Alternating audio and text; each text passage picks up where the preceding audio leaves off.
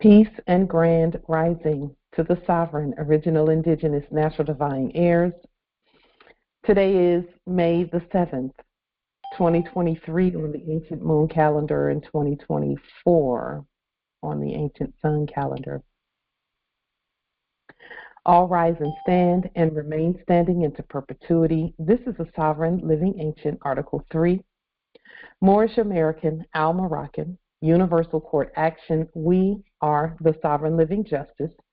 I am Sovereign Living Justice, Pauline Denise Ritchie. My free chosen sovereign appellation is Light Tajiri Bay. All are in capitis diminutio nolo, in red ink, in propria persona sui juris, in proprio solo, and in proprio heredes.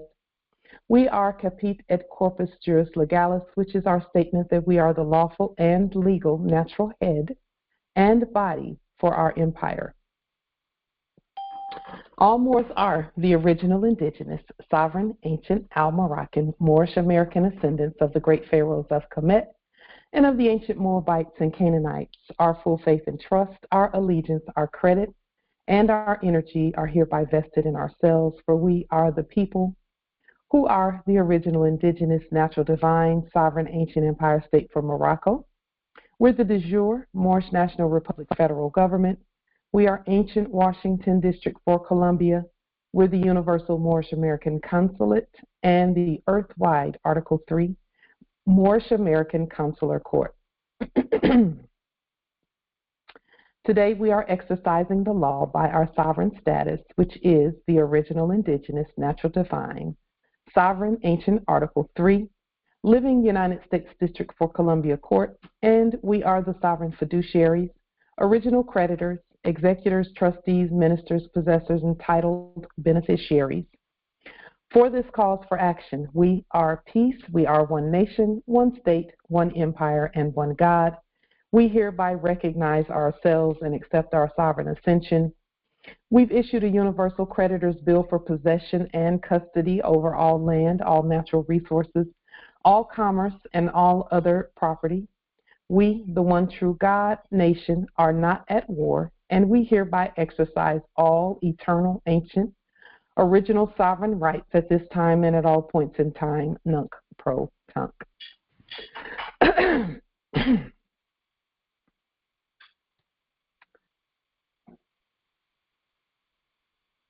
A judicial statement to start our Congressional Assembly. The principles that we share are not our opinions. Along with our sovereign, powerful demonstrations and study, these processes that we share are based on principles of stare decisis, res judicata, ancient, positive, supreme law for the land, long established in sovereign and civilized order. Erudite principles and processes for daily practical application to intelligently govern our vast estate every day is what our ancient ancestors have given us to share with the ancient sovereign nations, tribes, clans, states, and governments at earth. For this, we are grateful. And when I say we all have something to share with the ancient sovereign nations, tribes, clans, states, and governments at earth. And so when we come together with doing these congressional assemblies, all we're doing is putting on the record and discussing and stating the things that we want to share with our brothers and sisters earthwide.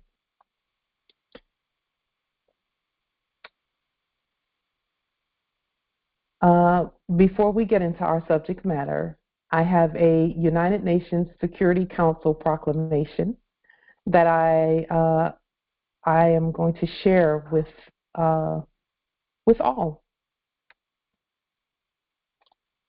So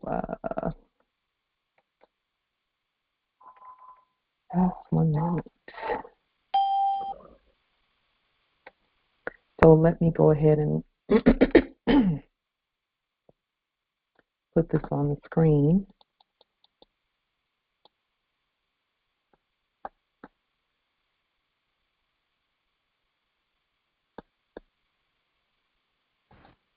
So that we can all see.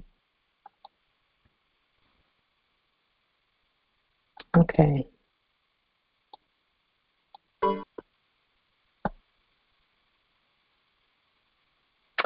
So as we all know, there is no other government, no other nations besides the original indigenous nations. All others are societies and subjects. The earth belongs to the heirs. And so what we want to do is begin to go ahead and put things on the record, especially where the joining with the other nations is concerned.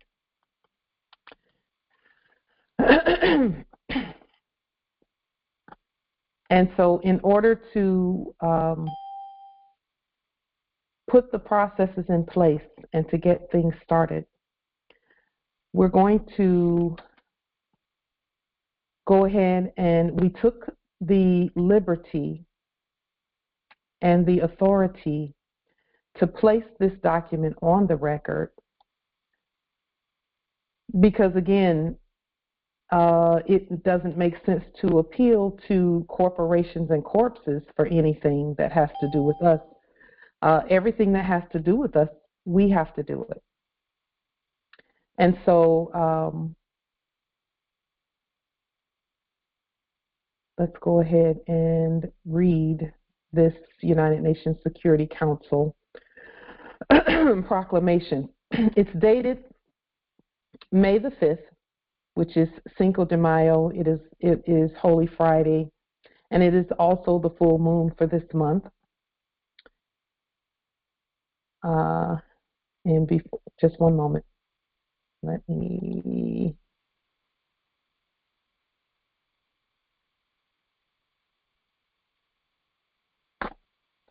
just a moment.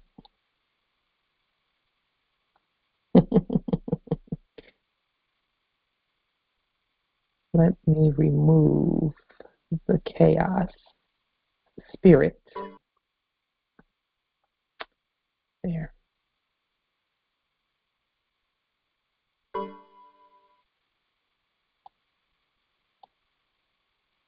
Okay.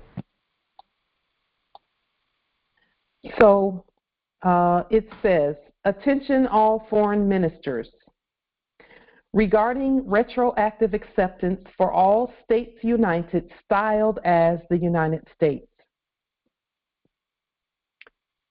To all whom these presents are come, the 5 permanent members for the United Nations Security Council, as stated below, do hereby unanimously agree that the states united, who are the United States, have met all international and universal mandates for retroactive acceptance, having all the rights and privileges inherent for all states that are members of this United Nations. All conventions, treaties, acts, and general resolutions shall be reviewed and restated as this body deems necessary, to include the Vienna Conventions. These Universal Article 3 review This Universal Article 3 review and restatement action is with the full participation by all member states. This international agreement is effective immediately and retroactively. And the 5 permanent members are the United States, which is us, the creditor state, not the debtor state, the People's Republic for China, the Russian Federation, the United Kingdom, and France. And this document is going to be carbon copied to Bank for International Settlement, the International Monetary Fund, the World Bank, the People's Republic for China, the Russian Federation, the United Kingdom, France, and United States. What gives us the authority to do this? It was this way since time immemorial, since ancient times, long before the funny mirror showed up.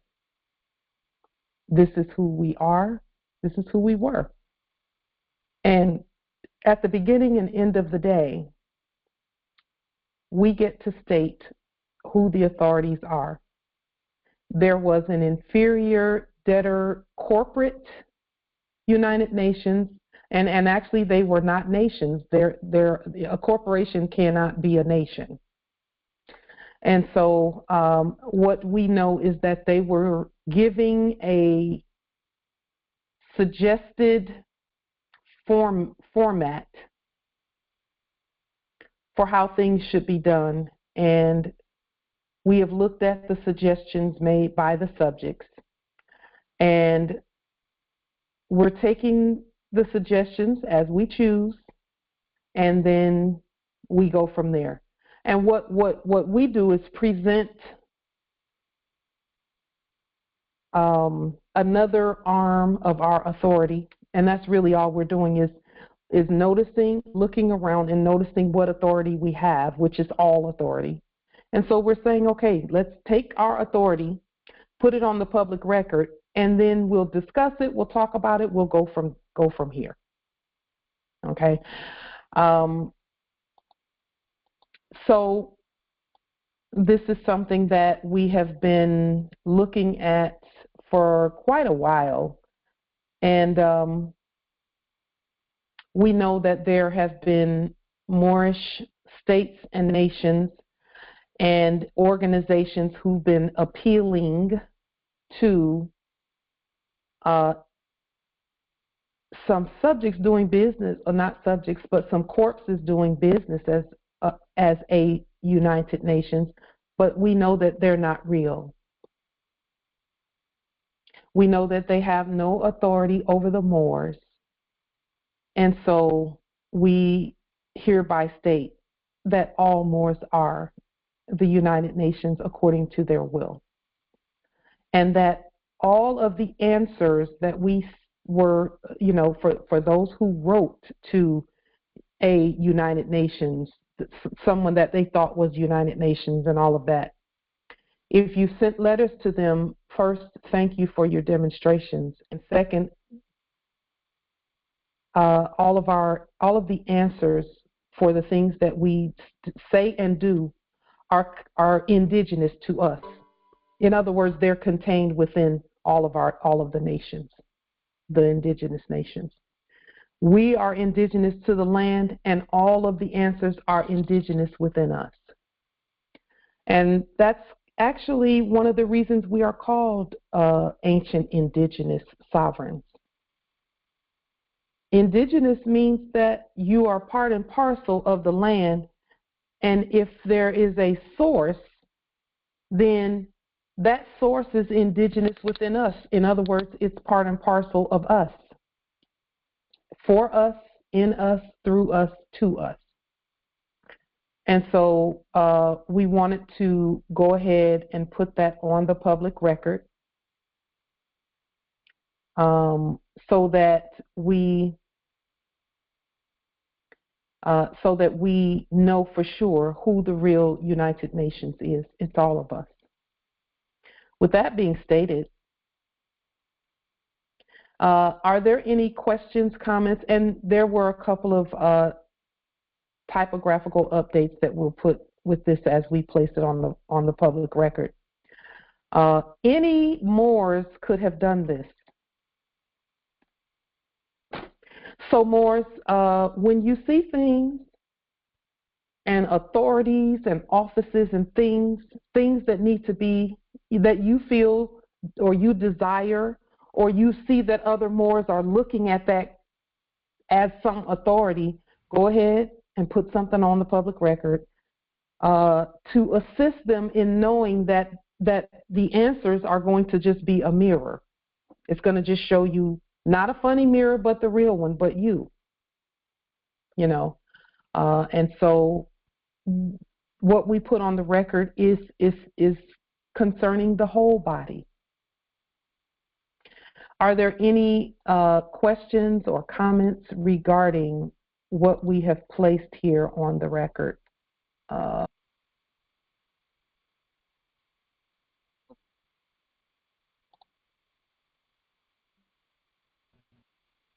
The fact that you have to lock your calls proves we have dominion over your actions. Nunk. Go home. Comment? Yes, nobility in Islam.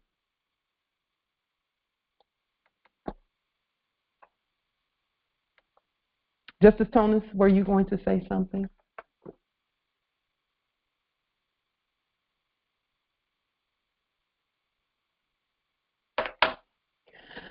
Okay, so Islam? Why don't you command us to go home? Command us to go home. Go ahead, Empress.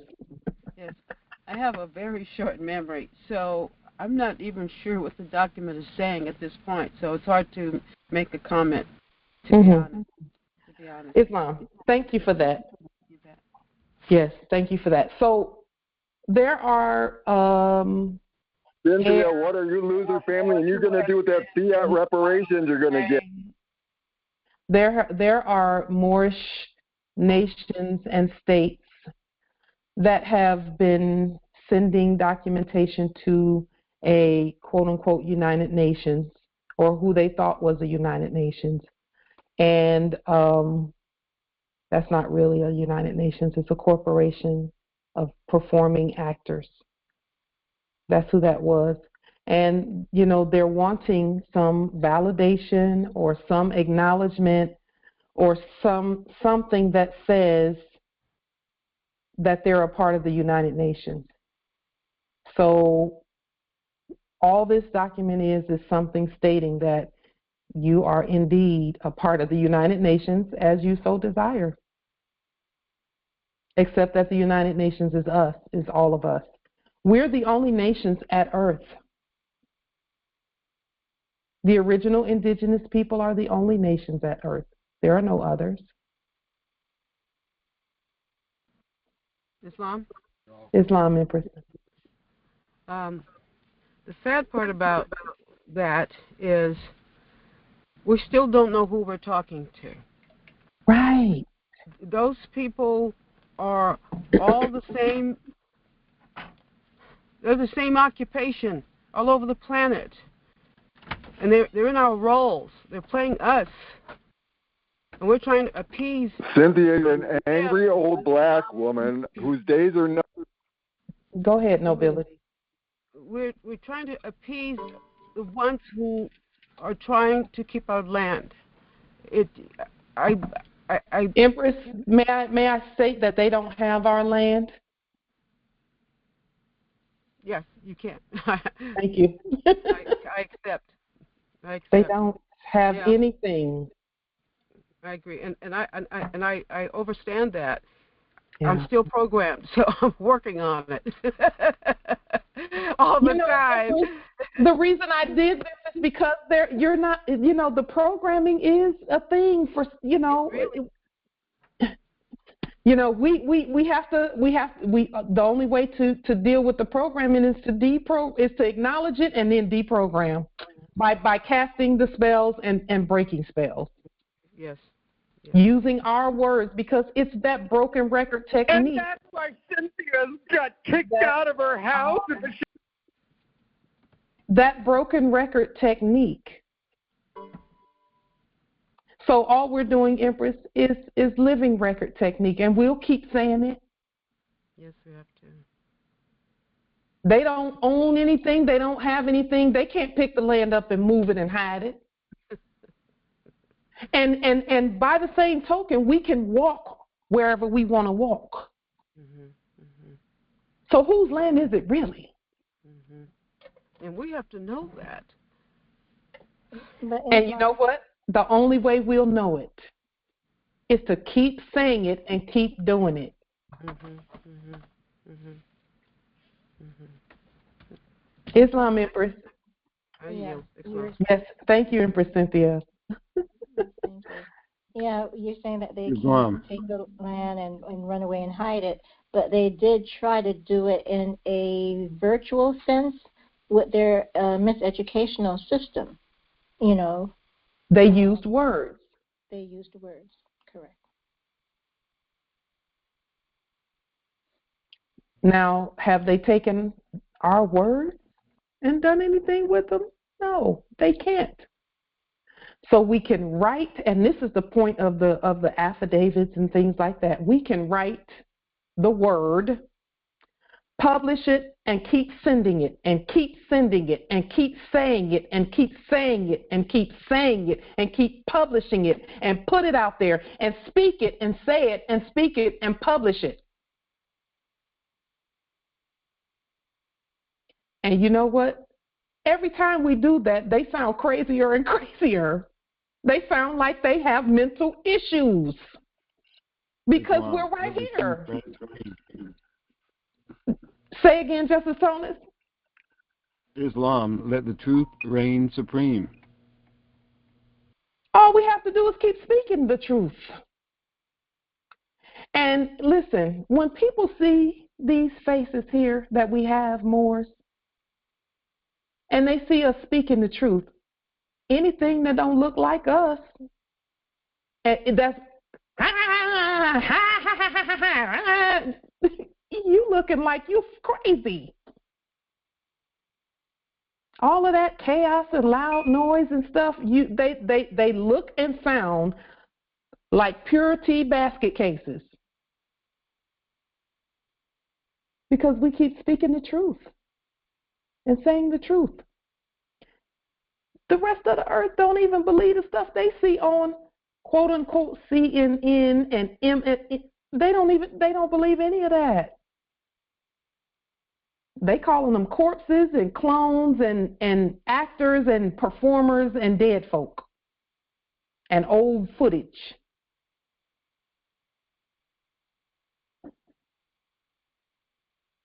They don't have anything. They don't have anything. And let me say this about conveyances and domiciles and things like that. How long do you think it's going to take us? All we have to do is keep talking and keep demonstrating. Look at the gigantic pile of rubble and trash and crap that perceived matrix, that funny mirror, look at how it's looking today. A mess, a crazy, mental, broke down, hot mess. All we have to do is stay calm, stay peaceful, and keep speaking. That's it. Keep writing the law. Because it was only by words being repeated that we even thought in that last era that we were anything less than God. Islam, nobility. I was listening to an information report. Of course, it's not on mainstream media, and this was done in April, just last month. And they confirmed by sending a Freedom of Information Act report or request, and this is from 2022. And they confirmed that like nobody in that Biden administration, okay, has a delegation of authority or a bond or anything. And they said the effect of that is everything they have done is null and void from the very beginning. And everybody they hired, every contract, every order they supposedly put out is null and void. Now, what do you think is going to be the impact on that when the people find out that that's what really was going on? It's going to crash and burn so fast, which it's already doing. Yes. But it's going to accelerate that much faster because as they fall down, we've already said it, we rise up. And they know it. And that's why these people are calling in, scared out of their mind, trying to derail us to keep us from rising up. Because they've already fallen and they've already been exposed by their own. Islam, I yield. Indeed. And here, and you know, Noble Phoenix, I affirm what you're stating. I do know that our standing up is what causes the fall on the other side. All we do is just keep standing. Just keep standing. Just keep standing. Just keep standing. That's it.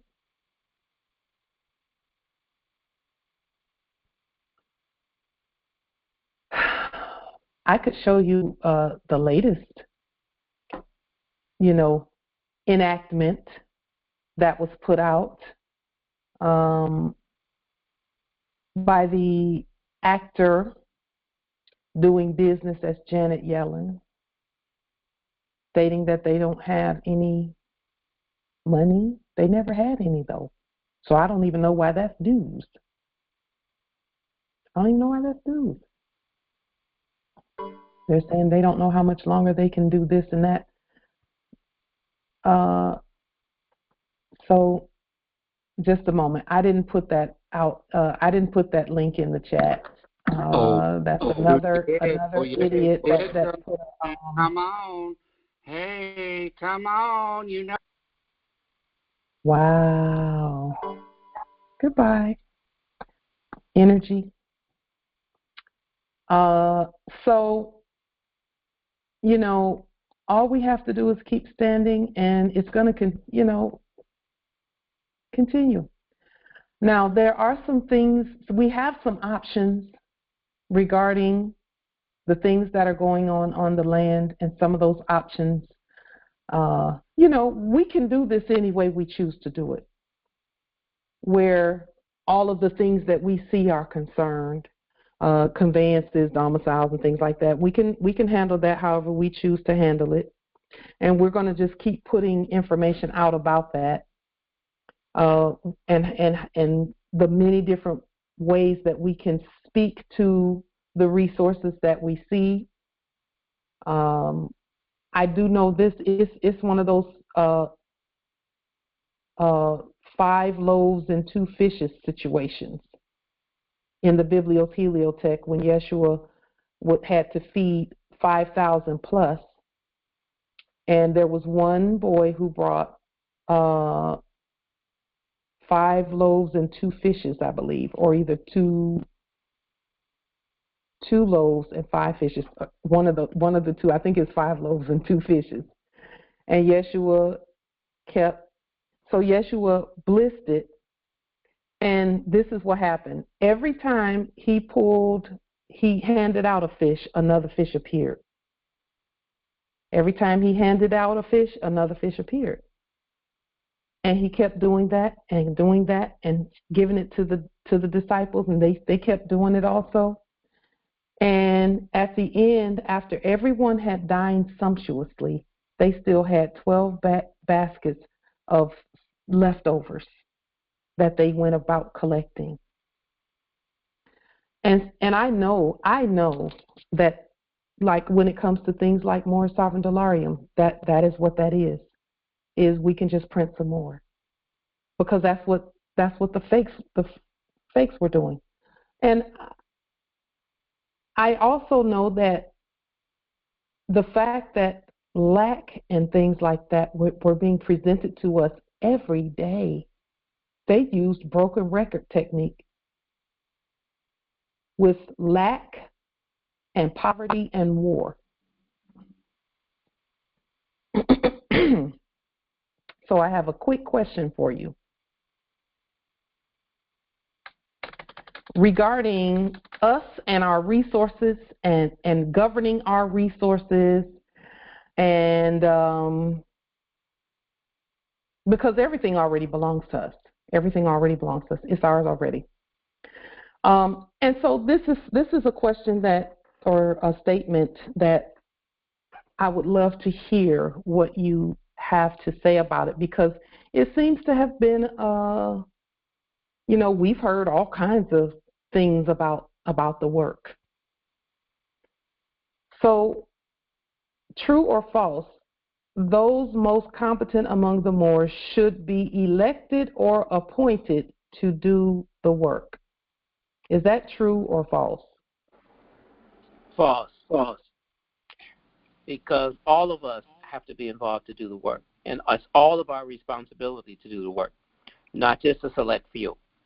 There may be someone that's selected or elected to coordinate the work, but it's all of our collective responsibility.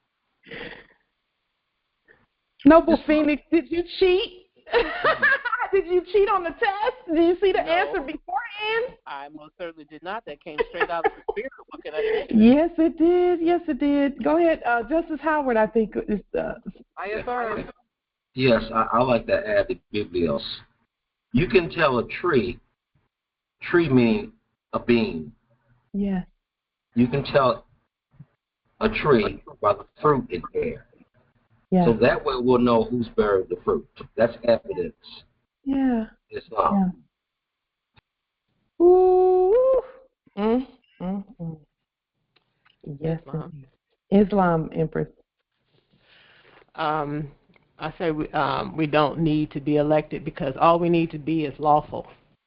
So if there is something that if law I want to exercise, I don't have to wait around to be elected, be a sheriff or be an initiative or law. You just, that's all we need to do is just be lawful and get the remedy. Empress, it's taking all of my strength to stay in this seat and not dance around this room right now. Islam, nobility. It's just Tonas Bay. I think. Okay, so what were we doing before they got here? A lot of these positions didn't even exist. This is pork. It needs to be cut. Just excess. We don't need, government just needs to be what we do. It doesn't need to be all this fluff and automated stuff that's trying to kill us. Islam, I yield. Anyone else? Thank you, nobility. Islam. False. Because from my studies, I know the noble Drew Ali, when he made science typically say he wanted to do away with leaders and preachers and stuff like that, and wanted the Moors to think their way out of enslavement. So I say false to that. Indeed. Islam. Thank you, nobility. Anyone else? Islam, like if you just feel like dancing and jumping up and you know what, you go right ahead. Because we're going to jump up and start dancing with you, okay? You ain't going to be doing it by yourself. You get right on up and go, girl. Yes, indeed. Yes, indeed. I want to just go and just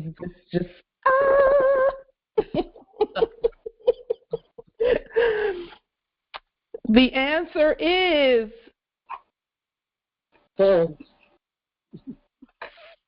false.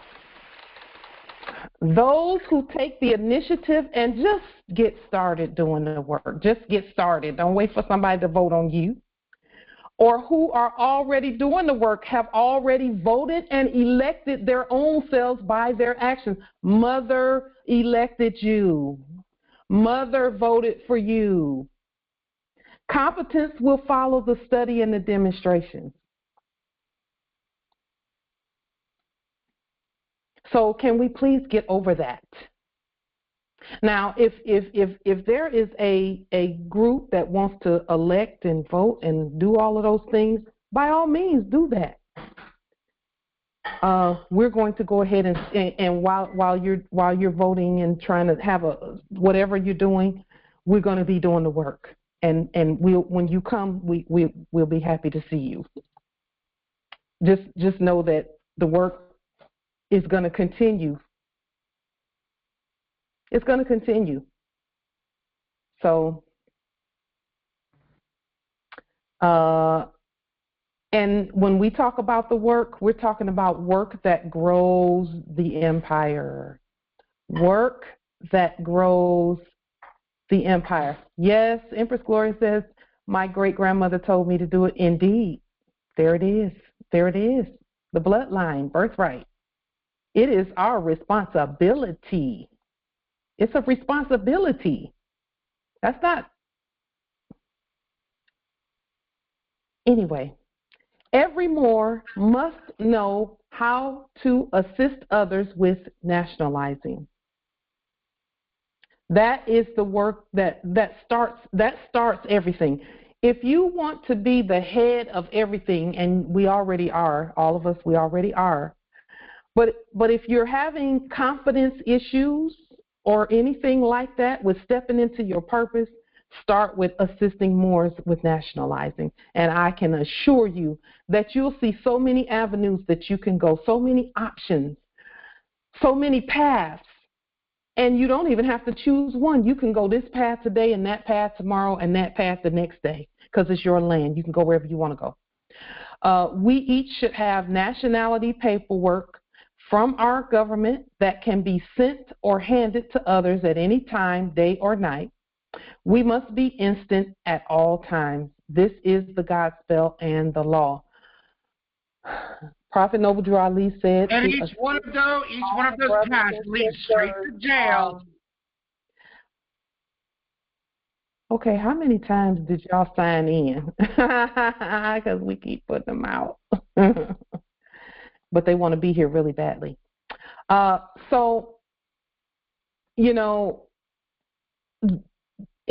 Prophet Noble Drew Ali said that when our brothers and sisters are needing assistance, to assist them.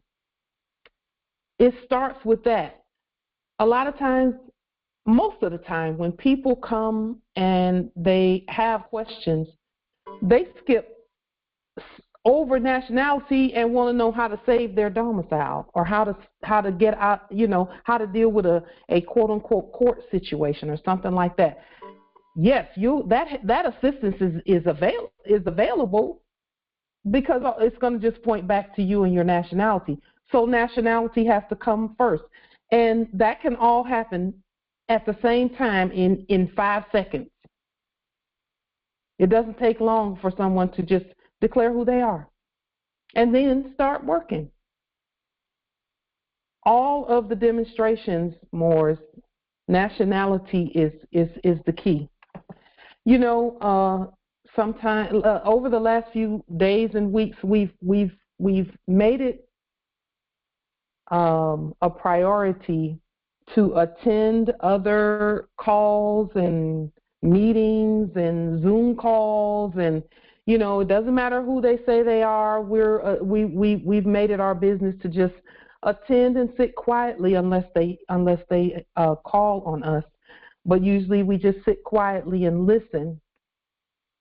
And we see that people are getting they're looking at processes and looking at things and doing things, you know, and every now and then they'll have a win, but then, you know, the next 10 things they do,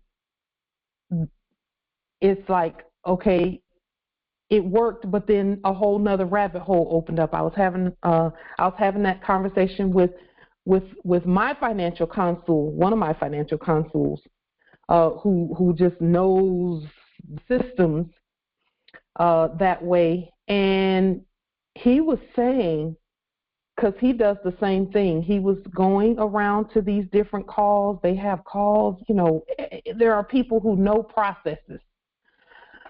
But every time, the people who issue those processes are now, today, and it's going to continue. They're realizing that every time, they're even saying it out openly, that every time you may get past this point, but they're going to open up another hole for you to fall in. And we keep saying, thinking to ourselves, that's pointing you straight to nationality. Because it doesn't matter how many, it's a maze, M-A-I-Z-E, and that's where that word really came from, is the way corn looks. Is you can just take a pencil on the corn on the cob, you can hold that corn on the cob, and you can just go in so many different directions, and you'll never stop. You know, maze, it's a maze. That other system is a maze. That dead thing from last era, it has to, the things that we do must be about nationality and government. And you can govern when you know your nationality. We're going to put some things, just bring some things to your remembrance today regarding the Moorish government.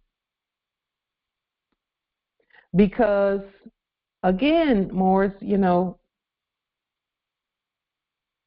when we first, in 2017, when and I say I, but I mean we, me and my ancestral energy.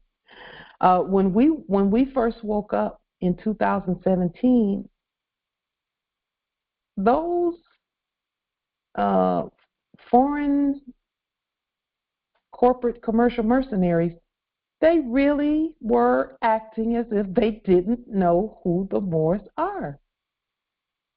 And I was like, it didn't resonate with me when they acted like that. I never believed them. I did not believe them. And now I know why. So let me just go over a couple of quick facts, and then I'll show you where they've always known. Fact number one, we've already, it's already done. We've already repaired the breach, which was a judicial breach on our land. Our courts, it was a judicial breach on our land by restoring the Article 3 Supreme Court at ancient America, Morocco, Maghreb al-Aqsa, Turtle Island, Northwest Africa. And people will want to focus on one or two of those and argue about it. We're not even getting stuck there. This is our land. Call it what you want to call it. It's ours. We have restored our wealth because it really never went anywhere. We've restored our own money. We are sovereign by our own hand and not by waiting for someone to acknowledge us. And when I say hand, I mean like this. We recognize, acknowledge, and esteem ourselves. As this nation demonstrates that we know how to recognize, acknowledge, esteem, love, and respect ourselves and each other, we're teaching others to do the same. The more you repeat the truth, the more you and all others will know the truth, and the truth will make you wealthy, abundant, and free. That's quick facts. Fact number two, it appears that those still stuck in the previous dimension or era are gearing up for war and lack and poverty. We've heard it over and over and over, in the distance across the Great Gulf, talking about war and lack and poverty, and everybody scraping up their nuts and like squirrels do, and hiding things and all of this and that. Why is it that the government is stating the exact opposite of that? The government is saying that there's abundance, there's more than enough, there's plenty of money, all of that. And when we say the government, we already know who we're talking about. And at some point, I'm going to stop clarifying who the government is. I do that for the sake of those who are listening who might be new. But there's only one government, and it's the people. We're stating the exact opposite of that. We're stating that there will be no war, no lack, and no poverty on our earth. We are the only people with the authority to say so. Only the government can state this truthfully. Why? Because authority is indigenous within us. Abundance comes from within us. Peace, love, light, wealth, prosperity, truth, freedom, and justice are indigenous to us. Gold, silver, money, currency, and coinage are in our mouths. It comes from us first. We speak our sources into existence. We are simply making room for more. Abracadabra, it is already done. And why do we say abracadabra? Because of the meaning of that word. Abracadabra is a noun. Yes, go ahead, Empress, go ahead. Oh, sorry, I was just agreeing with you. I didn't realize I'd unmuted myself, but I say abracadabra all the time. They made it into a magic word. Yes. But yes. It's done. It's, So it's a wrap. Yep. Look what the dictionary says about that word. First and foremost, it's a Kabbalistic word. A Kabbalistic word. It's any word, and that's why we say we get to define our words. That's why we use our fiduciary document that we have. The fiduciary document says, I don't care what sequence the letters or numbers are, what they look like, it means what we intend for it to mean. Any Kabbalistic word or formula supposed to have magic powers, and again, they say supposed to have magic powers because they know they don't have any. It does have magic powers because of who's saying it. And they say, hence unmeaning language. Well, why didn't they say words that don't mean anything? Why did they say unmeaning language? Because it doesn't mean anything to them. They just have to do what we say. They can't speak our language. They don't know us. That's it. That's it. That's it. Kabbalistic word. They have you thinking that the cabal is some big, giant, crazy, hidden boogeyman that's going to come and take all your stuff. Just one moment. Yes, we'll open it up, Justice Tonis.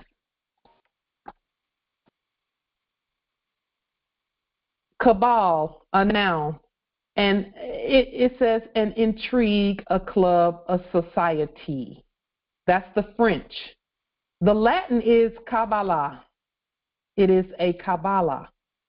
The Hebrew, which is the one we use, it is spelled Qabbalah. It means a reception or a mysterious doctrine. Cabal, to take or receive.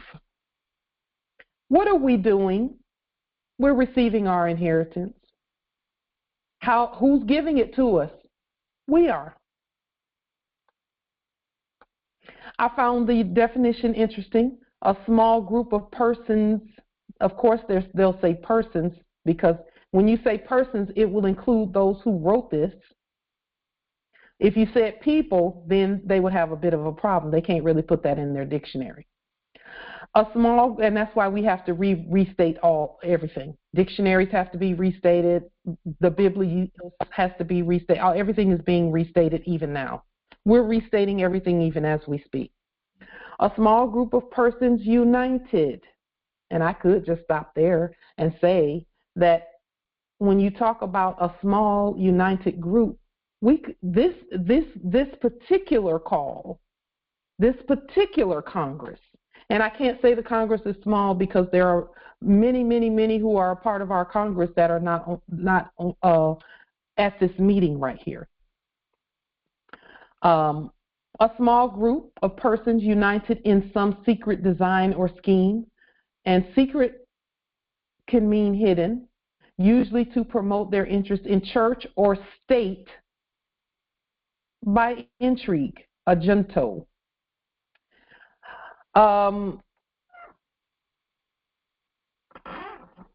This name was given to the ministry of Charles II, Clifford, Ashley, Buckingham, Arlington, and Lauderdale, which those are actually places when you talk about Masonic double meanings and dual meanings and things. Those are places. Those are not people.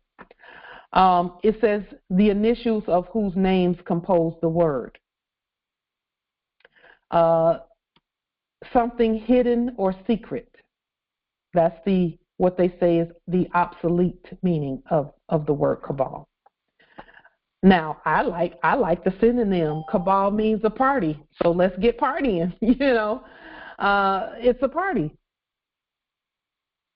Cabal, verb intensive, to unite in a small party to promote private views by intrigue. To unite in secret artifices to effect some design. When it said state up here, a united state, because that's really what that sentence is saying. It's a small group of persons united in a state or by a state or to promote a state by intrigue.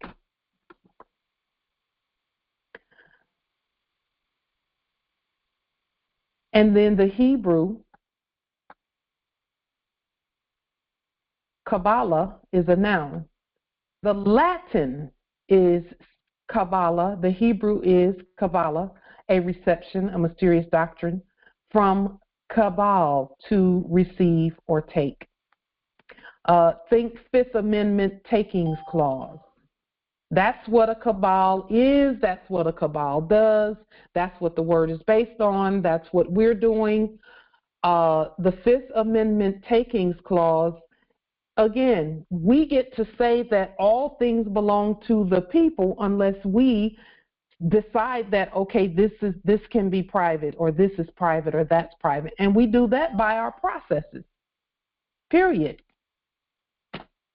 So cabal is not some secret boogeyman somewhere. It's what we do on a daily basis. Cabal could also stand for Canaanite ancients, being Allah and the law always. That's still Kabbalah.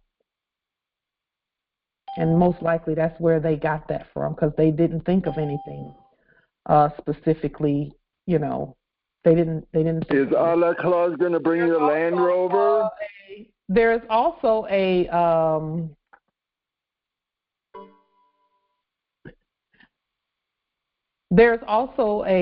everything that they do. They didn't have a unique thought or anything like that. So that means that they took that from somewhere. So that means that there is an ancient, original, indigenous group united called a Kabbalah, and we are that Kabbalah or Cabal. We're then returned. Bring on! Party want a Land Rover? Islam, Empress. Cha-cha, I'm listening to the word Kabbalah, Ka and Ba, spirit, soul, La, here, there. Yes. Unite that, and that is us. Yes, indeed. Beautiful Land Rover, Kabbalah. A beautiful breakdown of that, Empress. Ka, Ba, Ah. Mm-hmm. Yes, indeed. And I'm sure that's where they got it from, because you know they've read the ancient texts and things like that, and then just kind of like rewrote them down. They took them down to the subject status level and just rewrote them. And now it's our turn to uncorrupt and all of that, to take the corruption out. Yeah, and to take the fear out of it, you know. Right, because, you know, it's interesting that you talk about the cabal and, you know, the boogeyman type of thing. Well, you know, what happened, you know, last February, I remember waking up one morning about 3 days after Iris was murdered, or maybe 2. But anyway, like waking up and sitting up completely straight in my bed, and what came out of my mouth was, "It's the cabal." I mean, and this is honest, you know, this really, I literally woke up and it was just like, it's the cabal, and I knew in my gut. You get what I'm saying? But that's the cabal. Yeah. That's the negative corruption of, and in fact, as you say, cabal means to take. They were taking, or that you know, that energy was taking or attempting, acting out, taking what wasn't theirs, what could never be because they don't exist. But that fear and that story was in my, you know, in my being, because, and it made sense as to what had happened to me, and so I just thought I'd share that. You know, Empress, thank you for sharing that. I just know that the living record technique works. And when we keep saying, just like you just stated, Empress, that they don't exist, guess what? They don't exist. They don't exist. Yeah. They don't. You know, they keep pointing to AI and Chat GPT and all of that stuff. That's where that stuff comes from. Exactly. They don't exist. That's why they have to create something artificial, because substance for substance. what is not cannot create what is. And so that's the only thing they can come with is artificial, and depending on where your cap is, will determine, depending on the state you are in, the state of your mind, will determine whether or not you succumb to their confusion. Yes, indeed. Because I think that chaos, and I see chaos as chaos, the operating system for the spirit. Yeah, indeed. So, I yield. Indeed. Beautiful. Beautifully stated. Beautifully stated. Wow. Having said that, and speaking of waking up, and because I have noticed, Empress Shasha, you talked about waking up and saying things and thinking things, because even while you were asleep, your mind was still going, because we are eternal beings. We keep going. We keep going. This is a suggestion for all of us. It's a suggestion. You can't tell sovereigns what to do. But I have found it to be so spell-breaking and spell-binding each day to get up, and the moment my eyes open, I report that I am at ancient Morocco. Or I think some thoughts or make some statement that says, I know I'm on my own land. Go, just keep bringing yourself through that port. Keep standing on this side of the port. Living record technique. And I think that's actually very important, because one of the things when you get up, or when I get up, I should say, we travel when we are asleep. It's like when you journey, if you do a meditation or a journey, you must get back into your body before you get up, speak to anyone, or do anything. So it's that same sort of thing. You get up and you have to, realign. Yes. And I like how you put certain, the terminology that makes absolute sense. And but that is, I don't know if anyone knows Malidoma Somé was an African shaman, and one of the things he taught or said to me, I can say this personally, but when you get up in the morning, you really oughtn't to speak to anybody. You ought to, and especially if you've had a dream, you sit with yourself, much like you're saying, and report. Yes.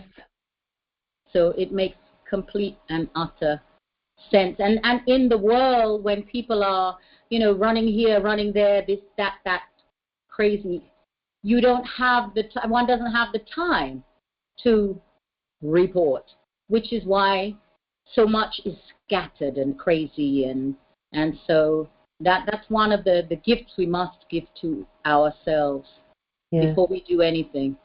Yes. Because even if things are crazy, once you're in your body, on your land, and your body is your land, so then nothing can touch you, really.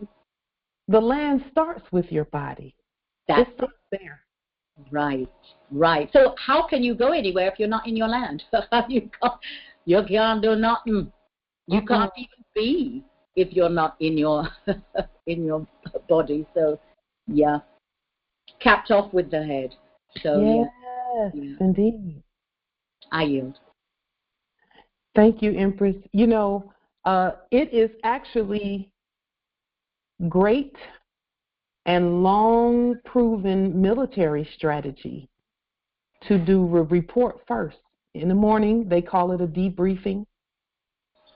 In the at the corporate level, in management, we debrief first thing in the. There's always a meeting first thing in the morning. Yeah. Whether it be plans for the week or at the beginning of the week. Yeah. And then there's a debriefing at the end of the week. when I worked in aerospace as an aerospace analyst. That's what we did. It was my job at that time to provide the weekly updates, the weekly engineering report, when I was at California Territory. Okay. And I thoroughly enjoyed that work. And I worked with some Moors who were just amazing and at the top of their echelon in the work that they did. I learned a lot there. But reporting is how everyone gets recentered back to the main purpose. It keeps everybody from going off into all these other different directions. Yeah.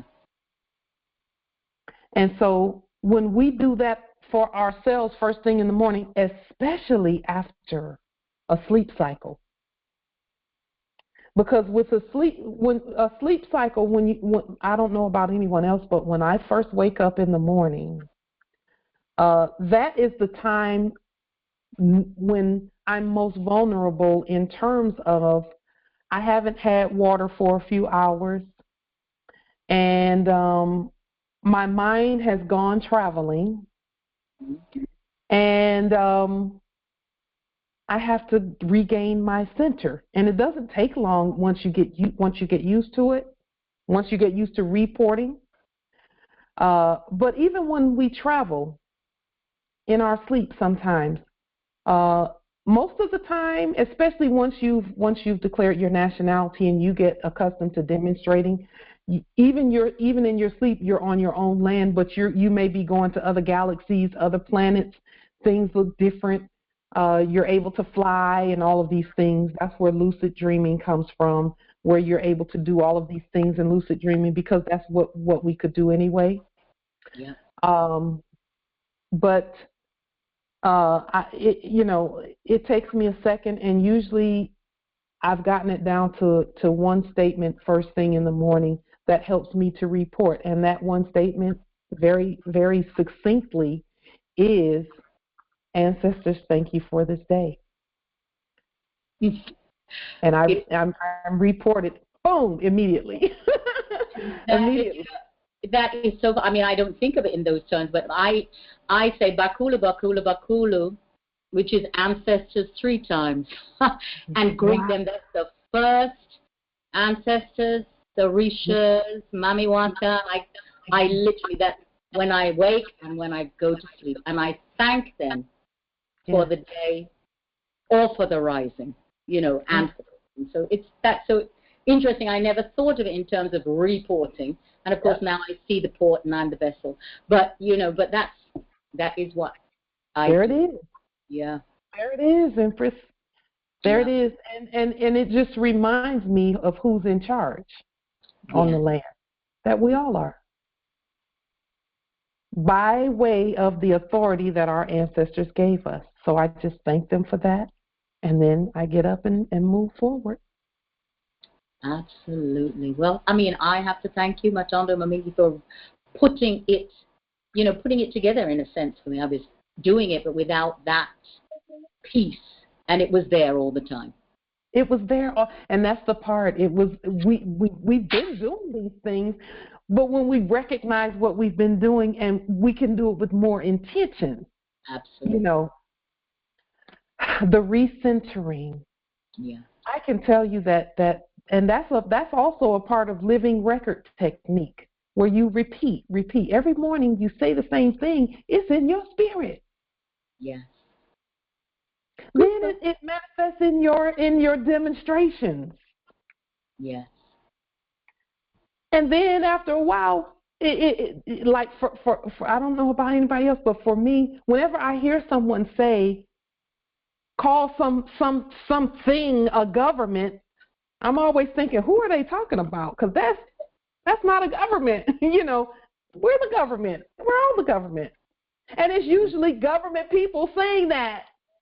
Yeah. Yeah. Well, I'm here. I'm here. I make that statement so many times. But it's that repeated. Eventually, the ones whom I'm stating it to will, I tell them, you'll see it. You'll get it. You will. The only reason we thought they were government is because it was repeated. From birth. It's not, I mean, from school. That's absolutely. Absolutely. Absolutely. Yeah. But now that we know, I truly feel it's easier once you get that nation thing, once you get who you are, the unlearning will fall away like dominoes. It does. And this is why the nation thing it starts there. Once you know that, you don't have to know anything. I mean, eventually you'll get that knowledge, but once you know that, it's done. It's a wrap. Yes. Beautiful rap, by the way. Thank you. Yeah. I mean, now anytime I hear anything about authority or about offices because I say it so often, if anyone is called a mayor or a president or anything like that, and they're not, I'm like, why would you say that? What makes you think that? What makes you think that? That's weird. It sounds like Greek. It sounds like a language, and I can't say Greek but it sounds like a language that I just don't understand it. Babel. It's Babel. Babel. That's a great word. Thank you, Empress. It's Babel. Psychobabble at that. And that's it. Craziness. Absolutely. Even when I hear some say, you didn't get this, you don't have that, and I'm thinking, but everything belongs to us. Who's talking? Who is that? It's a stranger. It must be someone who just doesn't. They're not from here. Foreign. Not even foreign. They don't exist. It's just a matter of a process, and the processes were hidden from us. And now we're just going through and going, let's do this process this way. We know it belongs to us already. Let's just, Yeah. I want to get in on this. Come on in. Sasha, it's like we're all sitting around in the round table. Everybody sitting in comfortable chairs. Yes, indeed. I like to say to everybody on the call who's going through what we call struggle. The scripture talks about Shadrach, Abednego. What's the other character? Shadrach, Shadrach, Abednego. They were put in the fire. There's another scripture that talks about a burning bush. Yes. The bush was burning, but it wasn't consumed by the fire. Indeed. When they do the process, and I'm talking to everybody because we're going through that process, all of us. When we're going through the process of, we feel it's a burning inside of yourself as you're going through this journey. Like, God, man, so much to read, so much to study. You feel like this is burning. Well, it'll burn you like taking gold. And when they process gold, they dip it in this fire, and it heats the gold. But what comes off of it to get to the gold is called dross. It's like a skin. It strips it off, and that's what we're going through. We're being peeled like an onion. Yeah. The onion is like a layer. It's a layer of protection while we're asleep. It's like a coffin while we're asleep. Now we're awakening. These layers are coming off of us. Our real identity is on the inside of us. We know that the body is just an avatar. Yeah. But the real you is on the inside. That's why Sister Light, Sister Sasha, and all of us say, go inward. I yield the floor. Islam. Yeah, indeed. Absolutely. In the inside of every fruit or vegetable, right in the inside, that's where the life is. The seed is right in the middle. Yep. Yeah. That's where everything happens. That's what, and for us, it's our chakras. Those are our chakras. They produce life. And you can plant them and replant them and replant them for thousands and thousands and thousands of years, and they'll keep producing. Yeah. That's that whole story. Islam, Empress. No, I've got the mic open here, and I'm just saying, yup. But Howard, Howard was just Empress that said something. She said Islam. Let me step back. Just for a moment, Empress. Don't go too far, Empress Shasha. No. I yield. Islam, Empress. I thought I heard another Empress say Islam. Okay. So Islam. Go ahead. In Islam, nobility. So you put that video in the chat. So while you was talking, I went over there and viewed it. One ear. I didn't put that in the chat. Ear. You didn't? No. It says Sister Light. Well, whatever. I went and watched it, right? That was the imposter. That was the imposters. Okay. They did that. I put them out. It's a good training video because it shows the more what you're not supposed to do when you're doing something and doing your demonstration. Okay? So that's what so it's very good. They're really helping you when you think she's causing confusion. So that's good. So you thank them. Thank you, whoever put that in there. Yeah. Very good. I think that's the purpose that they serve too when they do things like that is for us to use it as a study tool. Because but I saw when they put it in there, and I said I didn't put that in there, and then I went and put them out. When I put something in the chat, I will always say I'm about to put a link in the chat. Probably. Yeah. Well, anyway, that county, that's a county I believe is in Georgia. They're already on the radar, so they're gonna get some love. I know love that's is right. Coming their way real soon. Yeah. It's going to be quite the identity revealer, I'm sure. Yes, it is. Yes, it is. Indeed. Islam. Give back. Yep, and you've all failed in the real world, and this make-believe land doesn't and won't change anything. Energies. Right. Shush them. I like you do, children. Go to sleep, little babies. Go to sleep, little children. Shh. It's okay. Go back to your mother. She's going to comfort you. Islam. Go to another conference call. Yes.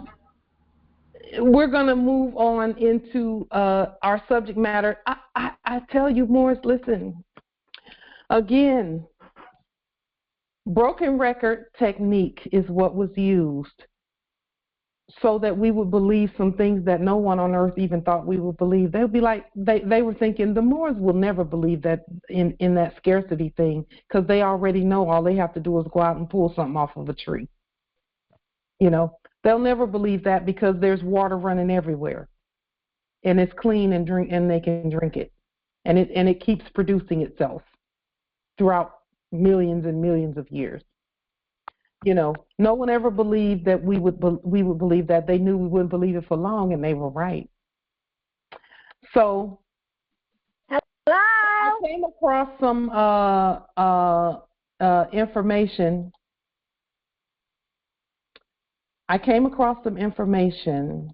And I've shown this before, but I do want to, in light of us knowing about living record technique, I want to prove to you that those who were previously doing business as the United States State Department have always known that we're the government. Have always known. Let me prove that to you.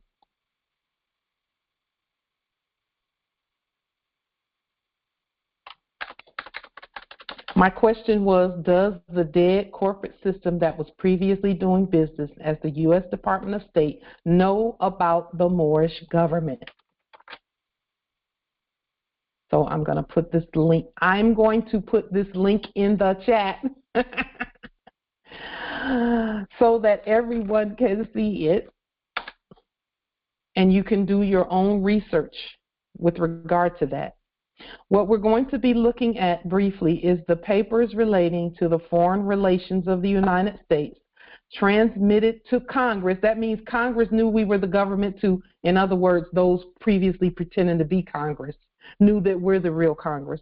With the annual message of the President, December 6th. This is 1880 that this was done. So what I did in here, what we'll do is I'll go there.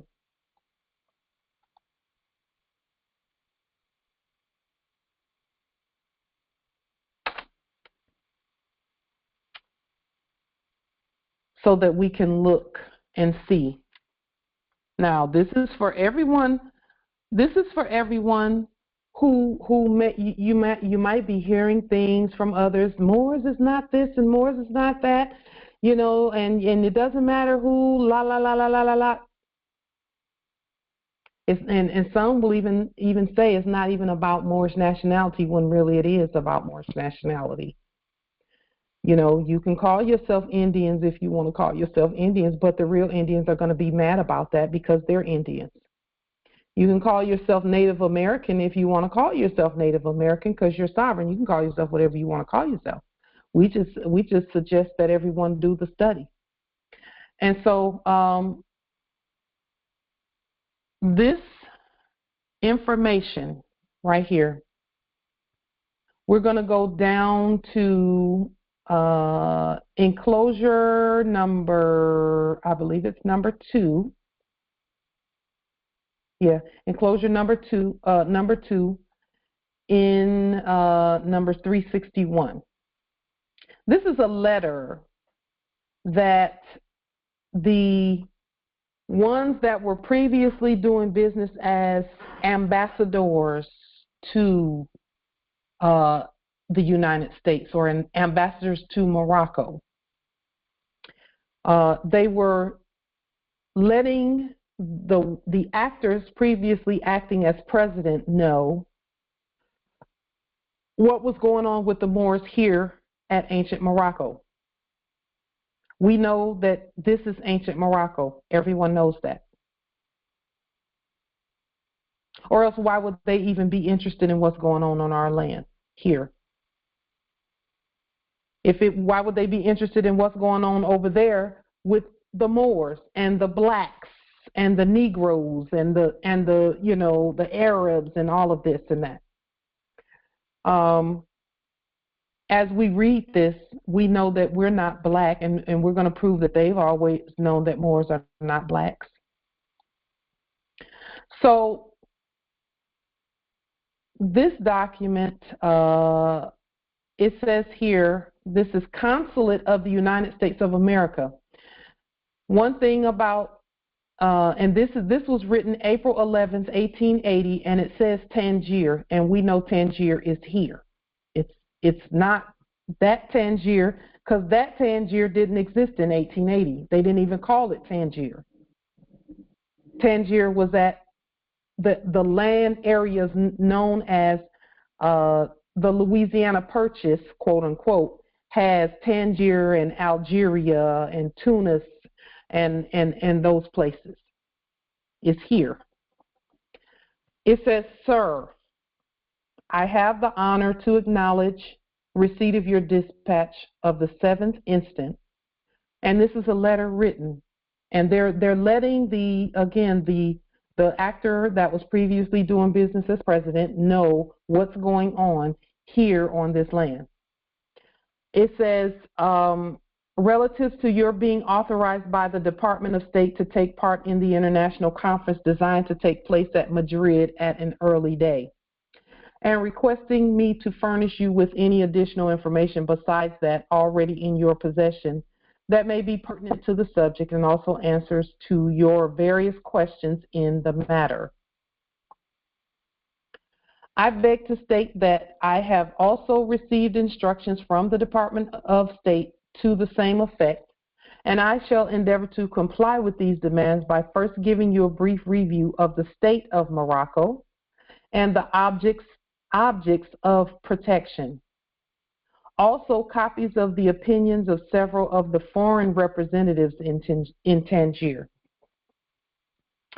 As you are aware, this country is shut in by the Mediterranean, Algeria, the Desert of Sahara, and the Atlantic Ocean. Crossed by the great chain of the Atlas, bathed by the many rivers opening into immense plains, with every variety of climate endowed with inestimable riches in all the three kingdoms of nature, and destined by its commanding position to be the great commercial high road between Europe and Central Africa. Between Europe and Central Africa. And remember, all of the lands were connected at one point, and they knew this. It says, so soon as the rivalries and jealousies between some of the foreign representatives in Morocco cease to exist, and the Sultan is unanimously advised and made to enter into the path of progress and civilization. So we have always had foreigners on the land, and the foreigners were always fighting over our stuff, or fighting over our stuff. It says this country is occupied by about 7 million of inhabitants, so calculated in the absence of any census, as such a thing, as well as statistics or the art of printing, is ignored in Morocco. In other words, we didn't do it their way. We did it our way. Composed of Arabs, Berbers, Moors, Jews, Negroes, and Europeans, sprinkled over a more vast extent of the country than that of the peninsula of Spain and Portugal. The Berbers, who formed the basis of the indigenous population, and again, we know who the indigenous people are, but it was their job to pull people apart and parse people out. Okay? And remember, as we read this, that the other Morocco didn't exist until 1956. Ancient Morocco has always been here. This is dated 1880.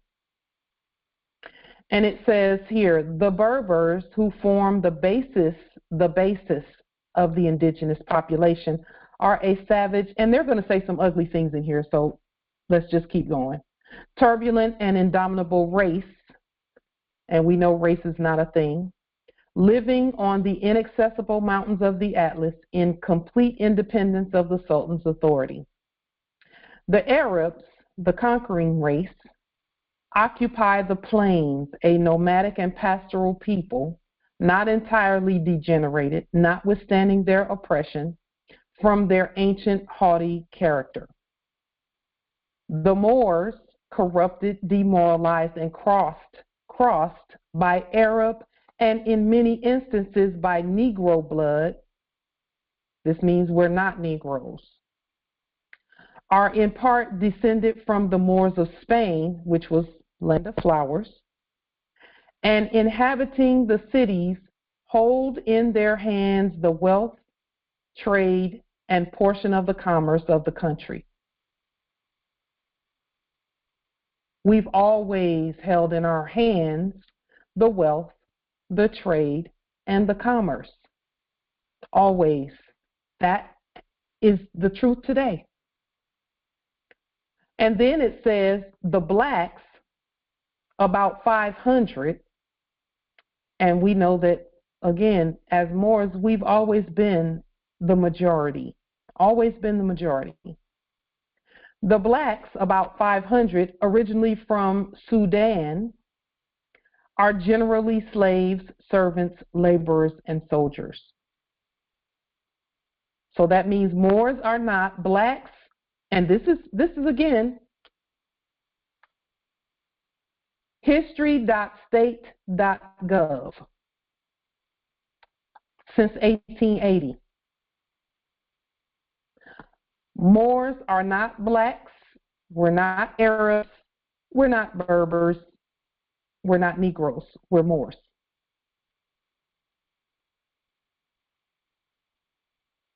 It says here, the Jews, calculated in number to 200,000, descend for the most part from those who were exiled from Spain in 1492. And they're talking about the Moors. And from Portugal in 1496, and are, except those under foreign protection, persecuted, oppressed, hated, and degraded here more than in any other part of the world. They are even compelled to walk barefooted in the Moorish section of the cities. And again, that other corporate Morocco didn't exist until 1956. In the Moorish section of the cities, and with a handkerchief tied around their heads and chin to prevent the Moorish boys from tossing their caps in the air. My last address to the Sultan on their behalf has done much in the way of preventing, at least for the present, unprovoked personal ill treatment. They exercise various arts and trades and display the ingenuity, pliability, and tenacity of their race, finding in the possession of money earned from their oppressors a recompense from all their woes. The Jews got their money from the Moors.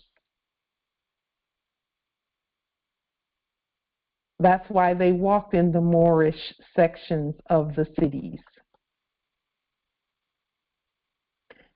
The Europeans, and again, they're saying Europeans here, but Europeans were us too. They were us. The blacks were the modern Europeans. Modern Europeans were considered blacks or Negroes. It says the Europeans, whom Muslim intolerance has little by little driven from the interior of the empire towards the coast, number about 3,000 in all Morocco, the greater part inhabiting Tangier and living under the complete jurisdiction of their respective ministers and consuls, and exempt by treaty from all taxes, imposts, and military service.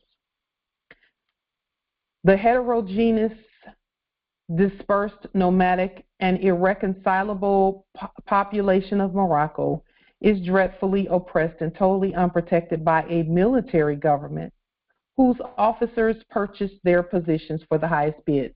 We did not need, and again, this is before the modern Europeans really kind of like settled in over here. We didn't really need a whole big military type situation. If you'll remember, in 1906, in the Act of Algeciras, it explains how the Sultan here at ancient Morocco was brought everyone together in order to implement a police force headed up by Mohammedans and Moors. And he was going to pay them through the Sharifian Bank here on this land. And at that same convention, the modern version of the United States, which were the debtors, put on the record that they were not here at ancient Morocco for anything other than commerce. They were not here for any other reason than just to do some commerce. So you can read the rest of this yourselves, but the part that I also want to bring to your attention is here. It is pretended, and again, this is a modern European writing this letter. It is pretended in the name of the Moorish government. So again, we know that there was hypothecation and attempted subrogation, attempted enactments of those pretending to be the Moors and the Moorish government. It is pretended in the name of the Moorish government that the protection extended by foreign representatives is a growing evil and a detriment to the Moorish treasury. We've always had a treasury, which is thus deprived of the taxes which are properly due from the protected persons to the Moorish government. Okay. This pretension under such an excuse is absurd, for it is well known that Morocco has no system of taxation. We didn't tax ourselves, but we did tax foreigners. And it says, but only the arbitrary will of the Moorish officials who deprive their subjects of all they possess. The Jews are the only subjects of Morocco who have a regular prescribed tribute or annual tax imposed on them, which is called the Gezya. And indeed, it is paid principally by those Jews who are naturalized citizens or protégés of foreign nations in more proportion than the non-protected Jews, as the former are better able to pay owing to their protected state than the latter unprotected. So we had we've always been the government. And again, these records these are historical documents. Okay, and they're enacted.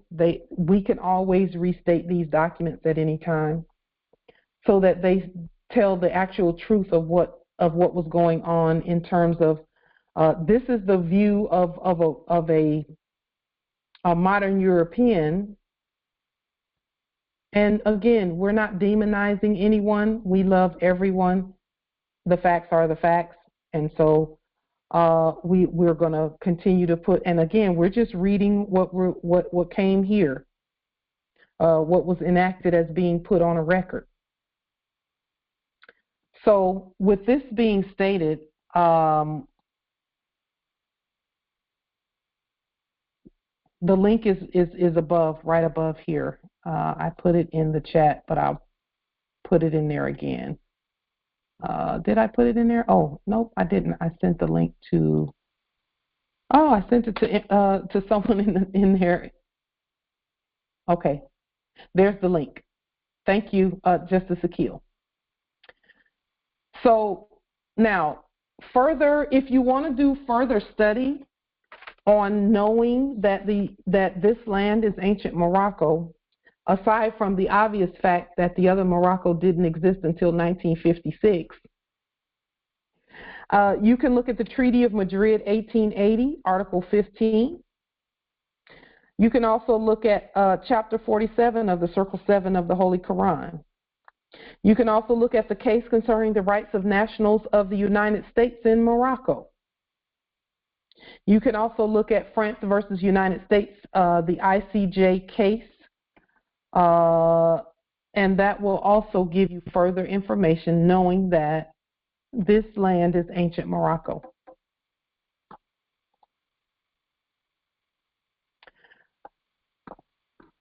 So for those who would like further proof, there's some proof that the Moorish government has always been here. We've always governed. And again, we're using living record technique to continue, and we're going to repeat it and keep demonstrating and keep doing what we do, because we know that the mind is the place where truth can be blossoming and manifested as we continue to make it clear that we know who we are. And I will say this too, in my demonstrations, whenever we state that we know who we are when we're speaking to others, once we do our court action language and we say, stop acting like you don't know, they literally stop acting like they don't know. It's almost like they say, oh, okay, I don't have to act like that anymore. Good. I have, in our next Congressional Assembly, I've been preparing the documentation that shows that even as a part of the bid bond, performance bond, and payment bond General Services Administration process that is used to get people out of jail, quote unquote, that in that process, the process that I have was given by a relative of mine who demonstrated it, and it worked immediately, and who continues to demonstrate that, and it works immediately. In that process, it talks about how the different fraudulent identities that were enacted. When we state who the real creditor is for whoever it is that's being detained, when you state who the real creditor is, whoever they are, then they have to be set free. So in the past, for example, we would send documentation and it would be from our perspective, from our state perspective. The key is that we prepare documentation, and again, we're the only ones who can get ourselves out of any situation that we're in simply by stating who we are. Stating who we are using our court action language, and again, we've proven that. But we have the documentation too that will show that, for example, each one of us should have this process on the public record for us, as opposed to someone else having to present that for us. When we put that process on the public record properly, then none of us will be taken. Period. None of us will be taken. Now, we have proven that, we're 100% comfortable with getting ourselves out of any situation to the point where the situations don't present any longer. But we want that for everyone. And so we're in the process now of just I'm uncorrupting the paperwork so that we can look at that process and then demonstrate it for each and every one of us. That process is also the process for any property to be released, even if it's conveyances, domiciles, and all of that, just based on knowing who the original creditor is. Okay, so when we talk about them knowing who we are, they've always known we're the original creditors. They've always kept eyes on our wealth. Always kept eyes on our wealth. And so it's our turn to keep eyes on our own wealth. Again, it says it right here, the Moors hold in their hands the wealth, trade, and portion of the commerce of the country. Now, I am not overlooking this part here that says corrupted, demoralized, and crossed by Arab, and in many instances by Negro blood. I'm not overlooking that. And that's why we're doing what we're doing. The corruption and all of that comes from commerce and using fraudulent things and calling it money and contracting with the dead and all of that. That's corruption. Let's make no mistake about that. That's corruption. Corruption. And, it is our job. It's our responsibility. It's our duty. It is our inheritance. It is our prosperity and our wealth is directly connected and even manifests from uncorrupt language, uncorrupt documents, and all of that. So what we're seeing right now, indeed, Justice Sharif, thank you for that. He says House Resolution 1203 by quote-unquote Representative Thomas of the 56th Congressional Congress says we're Moors. Yep, that's a good enactment as well. We did see that document. It's an enactment. There is a little bit of corruption in it. And when I say corruption, we have to write that about ourselves, period. Or else, like generally any of the documents that are on the public record that talk about the Moors, a lot of times it will say that that Moors are a society instead of saying they're the government and we all eat off of them. So that's why we must state whatever it is. So whenever we see resolutions and things like that, it's an enactment for us to restate properly because there is no Congress but the Moors.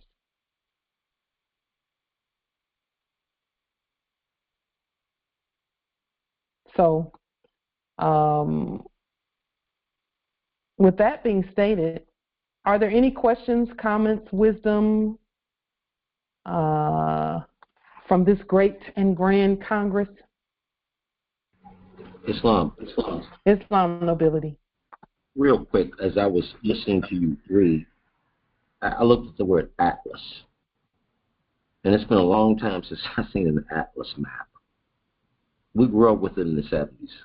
Yeah. And atlas, of course, is a book of maps and charts. So we know, everybody knows what an atlas is, a road map. We know also they had changed the maps. We know why they changed the maps. But a lot of us have copies of the ancient maps, as you were reading, and saying that it's here. This is the motherland. Yeah. I was looking at an old map years ago, and it's in my memory, and I'm very grateful to Duke Seer for bringing those maps into the public. Excuse me, I'm outside here. Mm-hmm. So that, and I'm suggesting that everybody, if you don't have it, find the ancient maps here, and you'll see the original appellations on the land. Yes.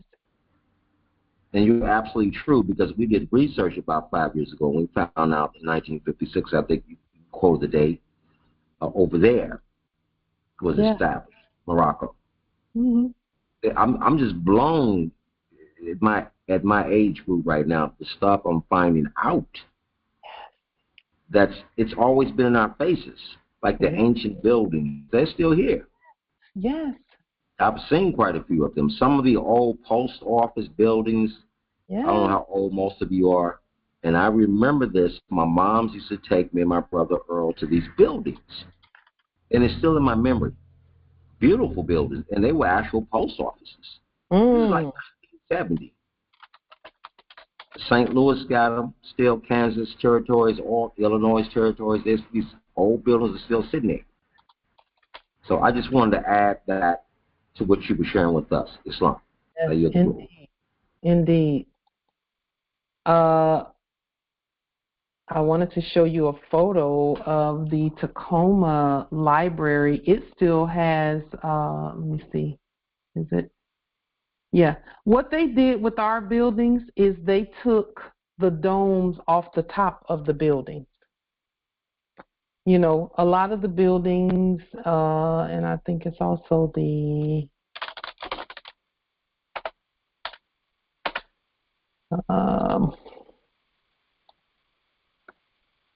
they took a lot of the, a lot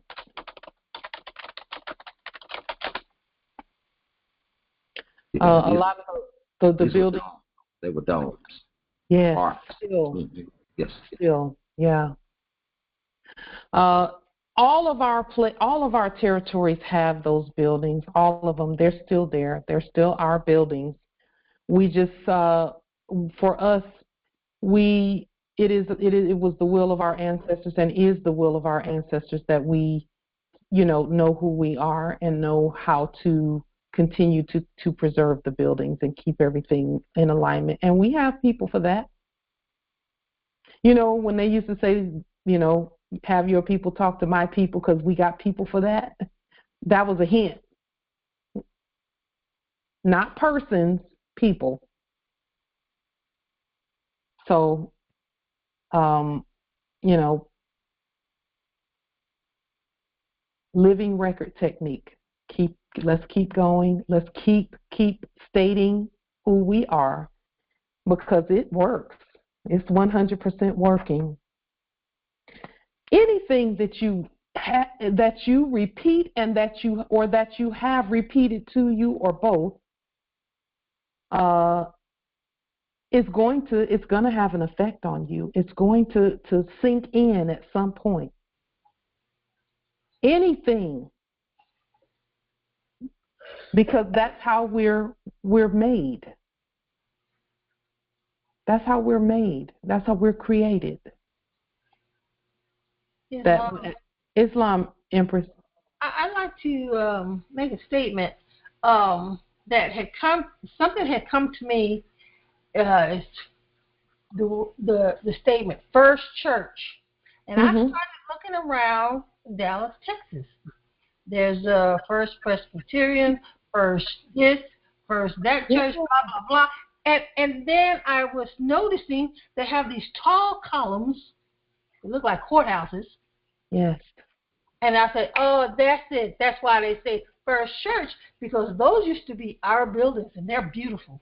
Yes, yes. They don't need to be painted every 5 years. They don't need to be, you can't knock them down. And I'll say this too. Thank you for bringing that up, Empress. And I think I mentioned this before, but there is a Greek Orthodox Christian church at New York Territory that when you go in that building, first of all, the walls, I think, are about 6 inches thick. It's been there since probably about 3,000 years. And even when 9/11 happened, it was sitting right near those buildings, and nothing happened to it. They closed it. They kept it closed because when you go in there, it's got stained glass paintings of the Christ, and the Christ looks like us. Here on this land, there are many, many Orthodox churches that have us as the Christ, but the occupation didn't put that on TV. They didn't put it on TV. So we were thinking it was that instead of us. But those places have been here the whole time. It's just not a place that I remember various times now that I know where those places are and what they look like. There have been many times where I would think to myself, I wonder what's in there, and an energy would say, oh, don't go there, and I would go someplace else. So it was by design that we did not see ourselves as the Christ when it's been on our land the whole time. So are there any? I'd like to say something else. Last summer, I went to my hometown, Gonzales, Texas, and the tourist booklet that they put out the old courthouse. Of course, it looks like a castle and everything else. But anyhow, the booklet does not show the domes on the top of the building, on the pamphlet. Now, I'm photography now, so I'm going and taking pictures everywhere. And I noticed, wait a minute, on each corner, there are onion domes that they don't show in the tourist pamphlet. I yield. Wow.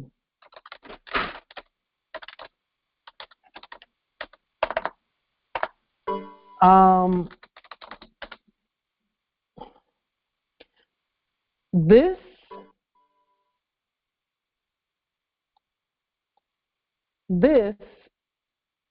is the high school that I went to, not knowing that I went to high school in a Moorish castle.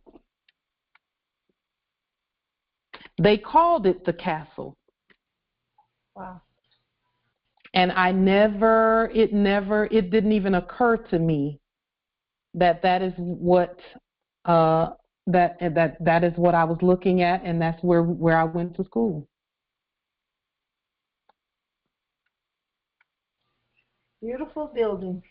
It is absolutely stunning and gorgeous. But I would not have known.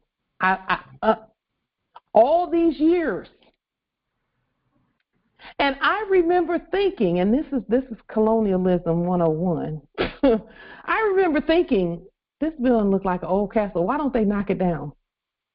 When I was in my sleep and going there every day, I was just thinking, why don't they modernize this building? But they can't knock it down. They can't. Because even in the Biblios Heliotheque, it says, do not get rid of the old markers. The ancient markers cannot be moved. So whenever you go somewhere and you see these huge stones sitting out, or these buildings that are not going anywhere, it's because it's in the Biblios that they are not to touch them. Islam nobility. Yes. Islam. Is that building in a crescent? Is it in a curve? Yes, it's shaped like a crescent. Yes. Islam. Yes, it is. And we used to drive around, and you drop whoever it is off at the front door, and it's a half moon. 100% Moorish, and they would not knock it down or anything, and I'm so glad they didn't now that I know better. I have a whole different appreciation from a completely unexpected and different perspective on where I went to high school and why I went there. Here's one thing I know about that place, and I'm just going to say it because it is what it is about that place and all of our places, is in that school, there's a part of the building, and I won't say which part. How about that? There's a part of the building that no one can go in, and that part of the building leads to underground. I know that because we tried, but it looked so spooky that we were like, no, we're not doing that. We're not gonna go. It gets really dark, and it leads to underground. And I know that's why they won't knock those buildings down, because there's something under them that belongs to us that we need to see. Not need, but desires to see. The history of that building is,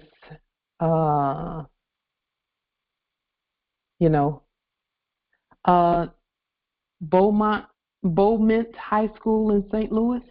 Okay, sure. Let's see.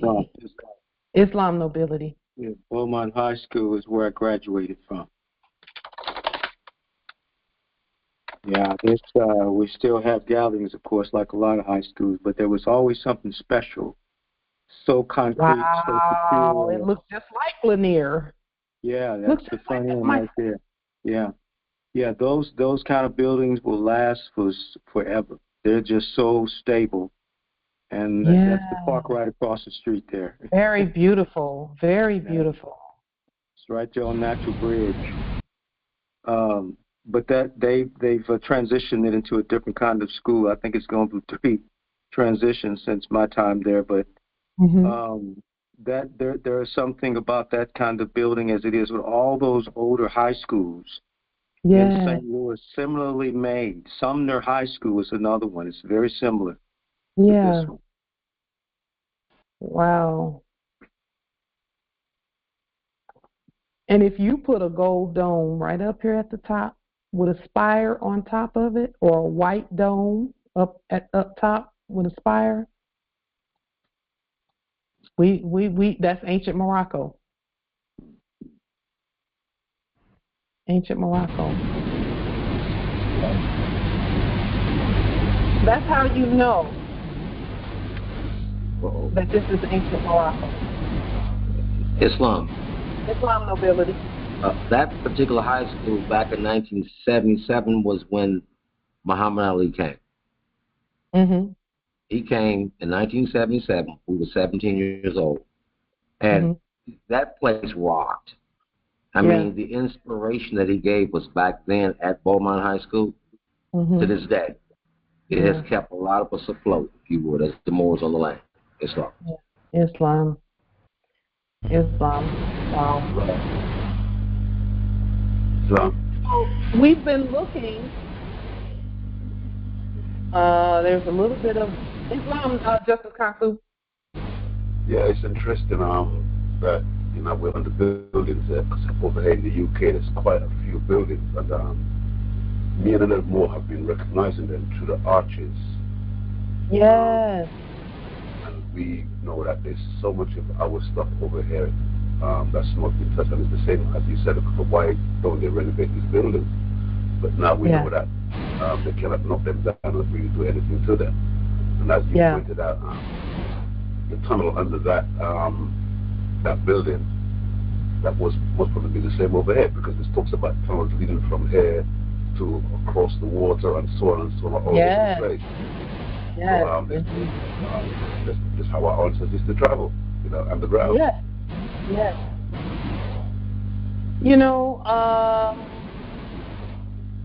Thank you, Justice Counsel.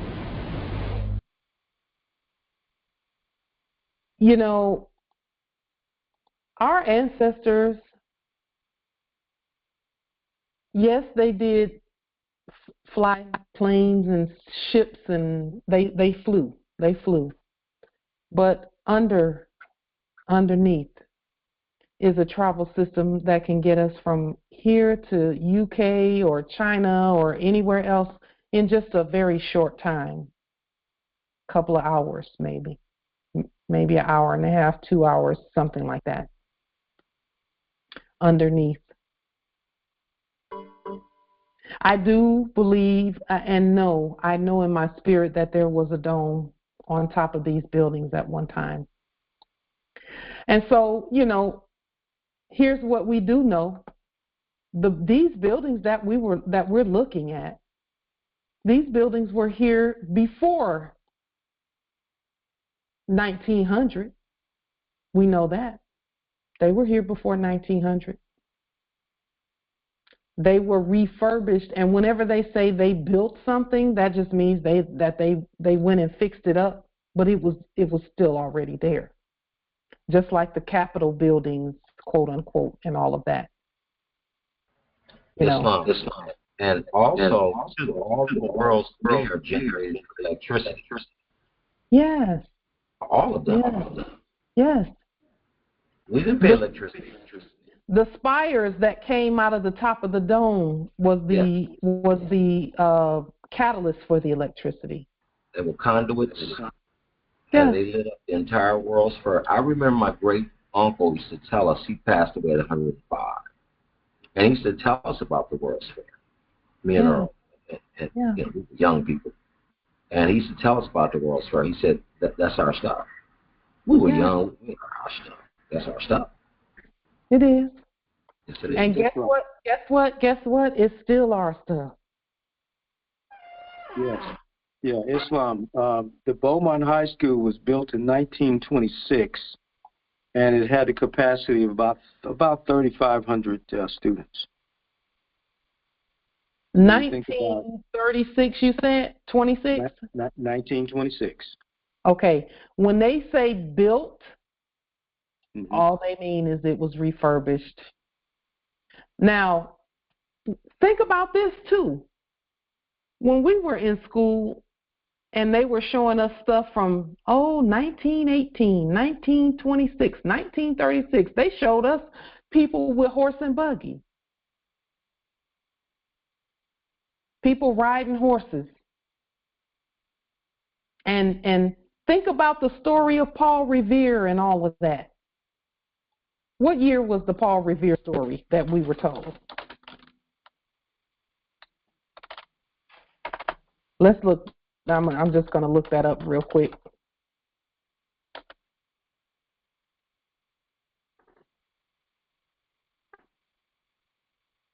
Oh, they said this. He lived in 17 to 1818. There were stories that they told us about the early 1900s and the Old West. It might be Paul Bunyan I'm thinking of. Maybe.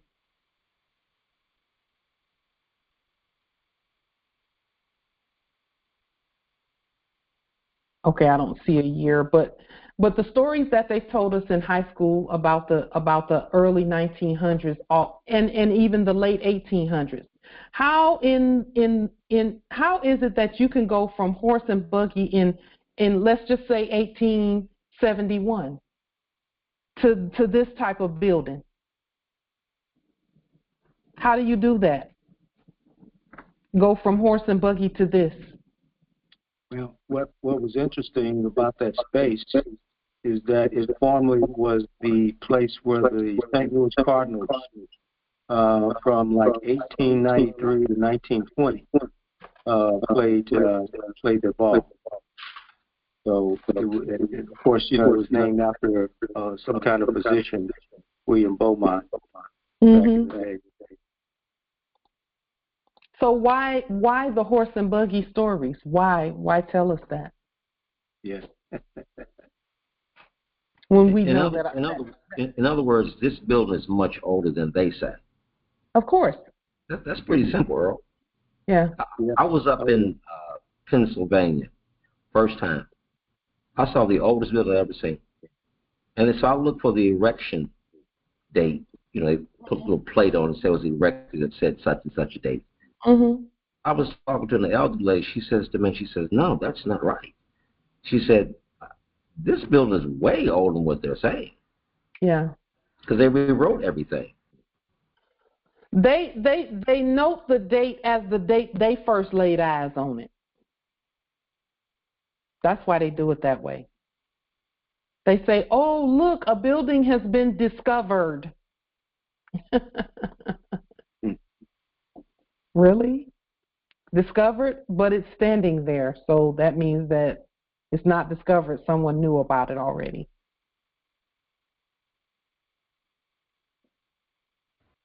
Islam, Empress. In my research, on those buildings, the dome represented the expecting mother, and usually it was accompanied with let's say another monument. Yes. Representing the male. Yeah. So that's what my research showed up in our old building. I yield. Well, this building has a flagpole in the middle. Right, one flagpole in the middle of this crescent here, right in front of it. So it's going to be very easy for us to convert our buildings back to what they should be. Because see, what we did was Justice Tonis can come in, Justice Sharif. What we did was we all lived in schools and did erudition together. That's where all of that came from. We actually lived together and we did all of our studies together.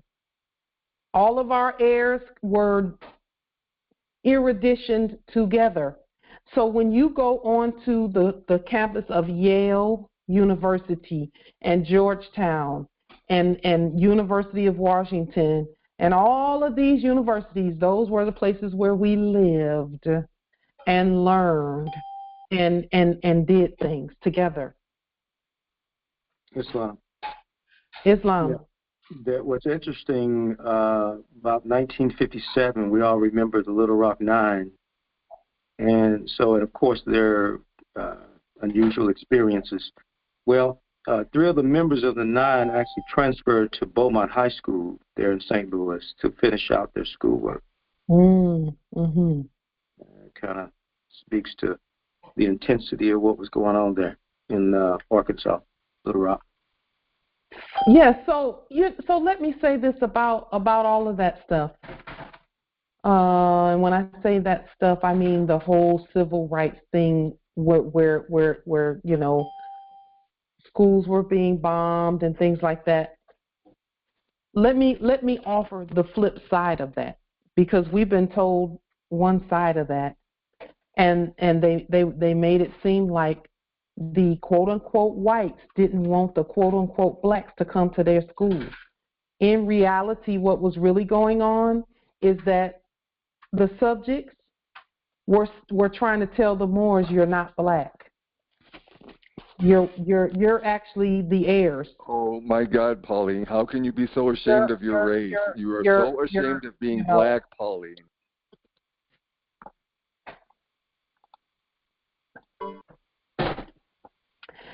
The modern European didn't want us to come to their school because they knew it was a lowering of who we are. Our erudition, we were never supposed to be in animal husbandry schools. Never. The day you get your free Land Rover is we were actually supposed to be doing our own erudition. The day you get your free Land Rover is the day I quit. All of that. We were never supposed to lower ourselves. Get your Land Rover and I'll quit coming on your calls, idiot. Into animal husbandry. Animal husbandry schools. And they were trying to say, don't come to school with us or else you'll go downhill, and then we'll have to find another way to get our sandwiches.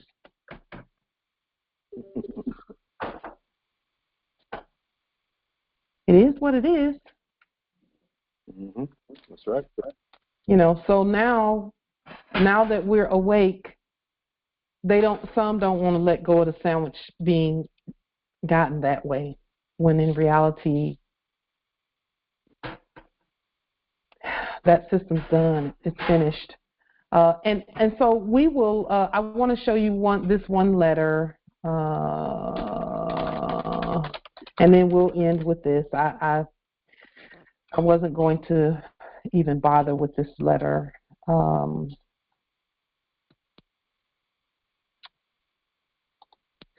But I'll put it up here anyway. We know they're actors.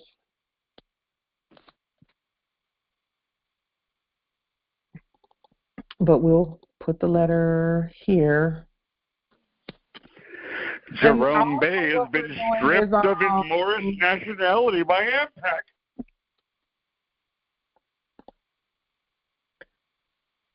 AMPAC. Let's see. So this one is dated May 1st.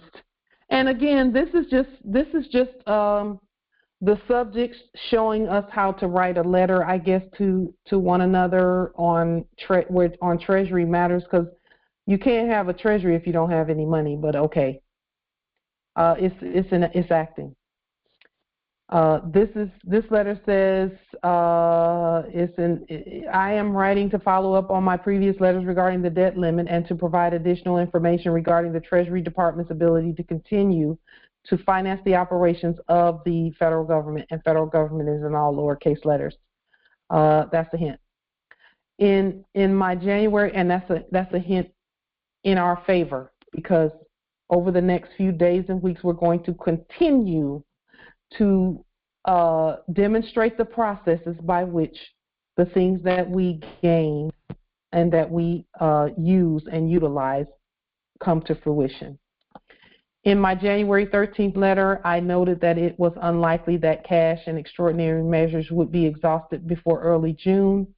After reviewing recent federal tax receipts, our best estimate is that we will be unable to continue to satisfy all the government's obligations by early June, and potentially as early as June 1st if Congress does not raise or suspend the debt limit before that time. This estimate is based on currently available data, as federal receipts and outlays are inherently variable, and the actual date that Treasury exhausts extraordinary measures could be a number of weeks later than these estimates.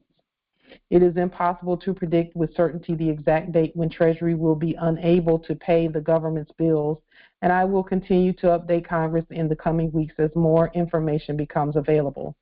Given the current projections, it is imperative that Congress act as soon as possible to increase or suspend the debt limit in a way that provides longer-term certainty that the government will continue to make its payments, and so on and so forth. They're enacting suspending the issuance of state and local government series Treasury securities. That means that bonds and things like that they were enacting, they're not going to issue any more of those. And we know that others stopped enacting buying that stuff because they really weren't. It wasn't doing anything.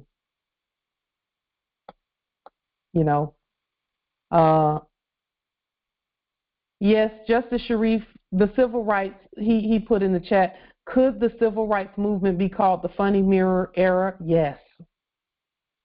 How do people fight for rights they don't have? Civil lit or mortus. Right. Yeah. Civil rights is a funny mirror for us. Sovereigns. That's why I say we don't have. This is not a fight for us. It's not a fight. Sovereign rights are they're indigenous to us. In other words, they are us. We are our rights. So there's nothing to fight for. There's nothing to march for. There's nothing to, and that's why I say we have no foes, because who are we fighting and why? No reason to fight. Well, the entire internet laughs at you because you have nothing.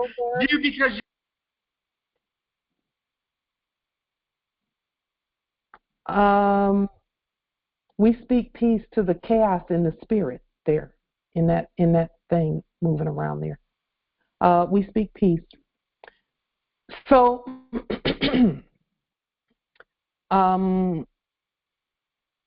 there's these enactments are going on. And again, all we're doing is getting our, remembering the different ways to govern.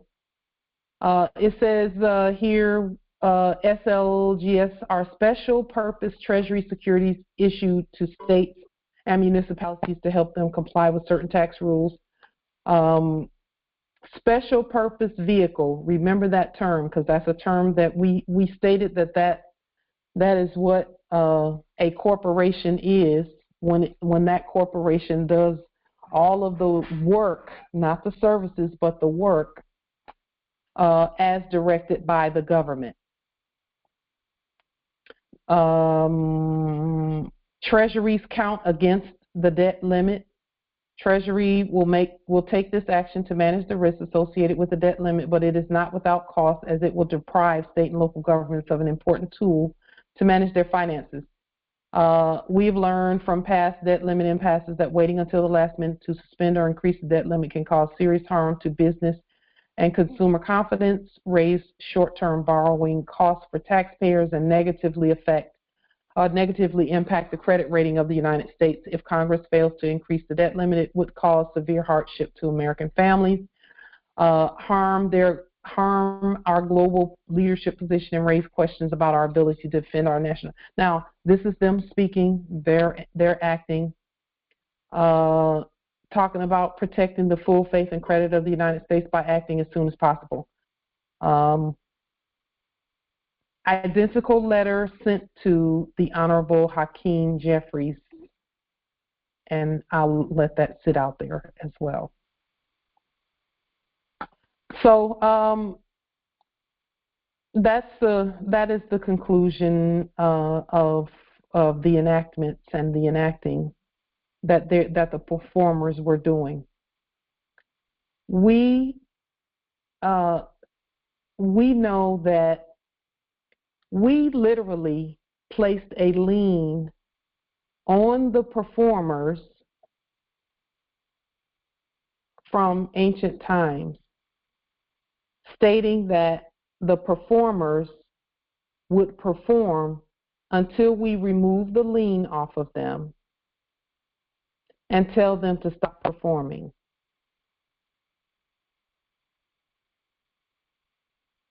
We'll talk about that some more at our next Congressional Assembly. Because when and that's actually something that we're going to put on the public record. We're placing it on the public record already. I did a demonstration that I sent out on Cinco de Mayo, May 5th, using that language. That the performers, their performance contract is no more. Their performance contract is no more. So,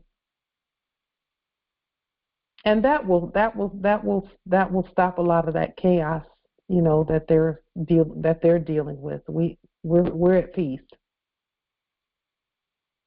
but their performance contract is done. We're good. We got this.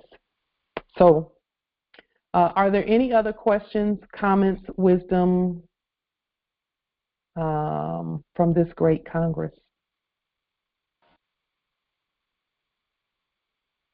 Islam, Empress.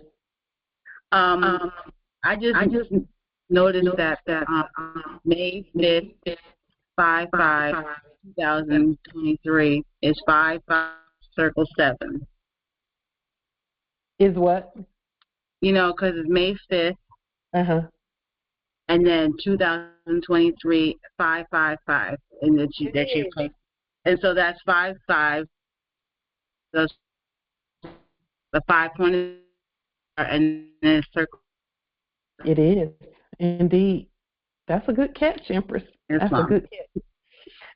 When we do our documentation and things, we definitely use our science.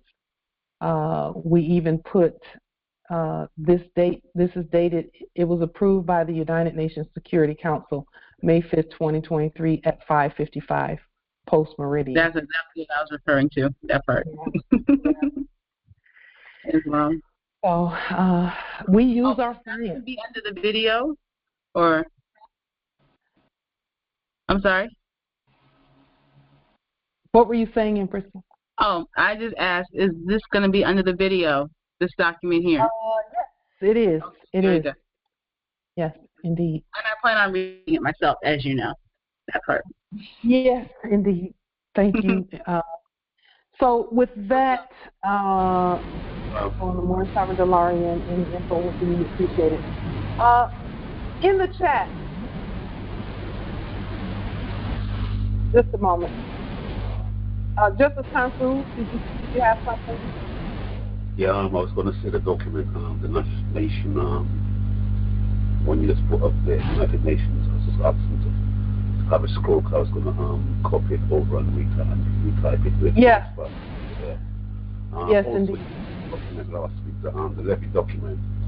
Is it possible that you can show that back on the screen, the full document? Which one?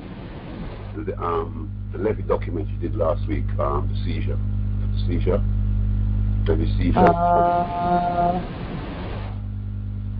Okay. Just one moment. Let me pull that document up.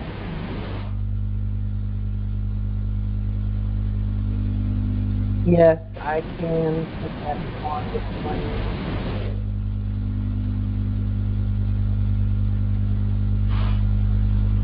Islam. Would it be the one for Cash App? That's the one.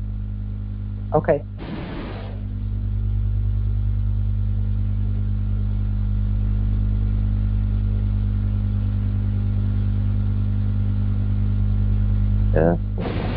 Coming up right now.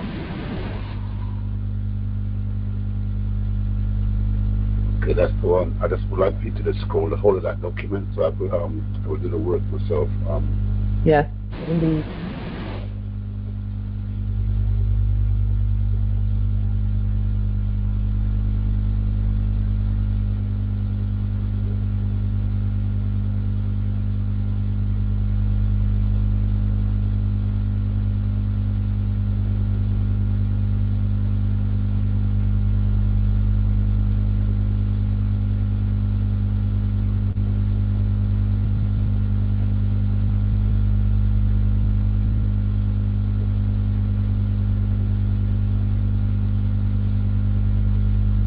And then the third page is always going to be the stamps and seals.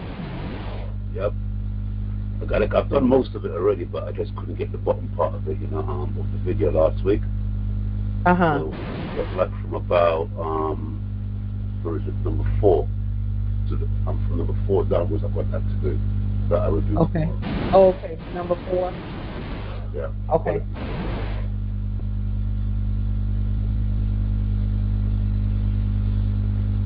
Oops.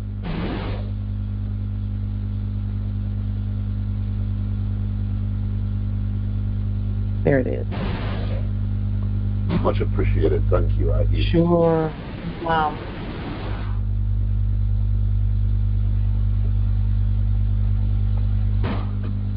Empress Shasha, you were going to say something.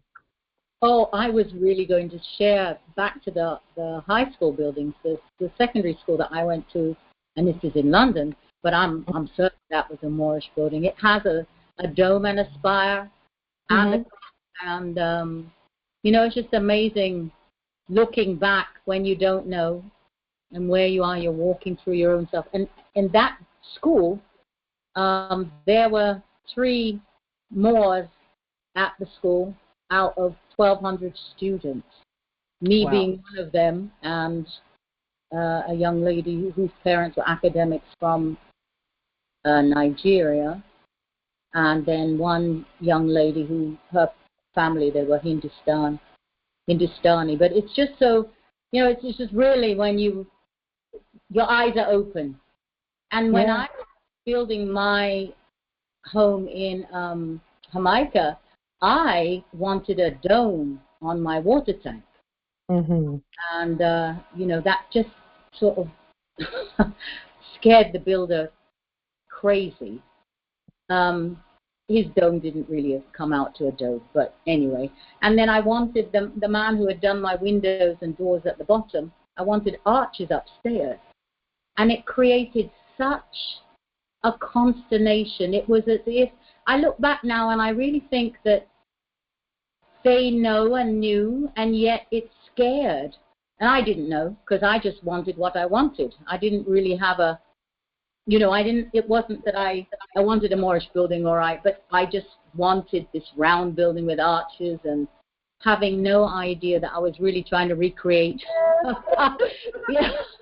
And had no idea that I was creating a whole heap of consternation amongst the people because of what I was doing.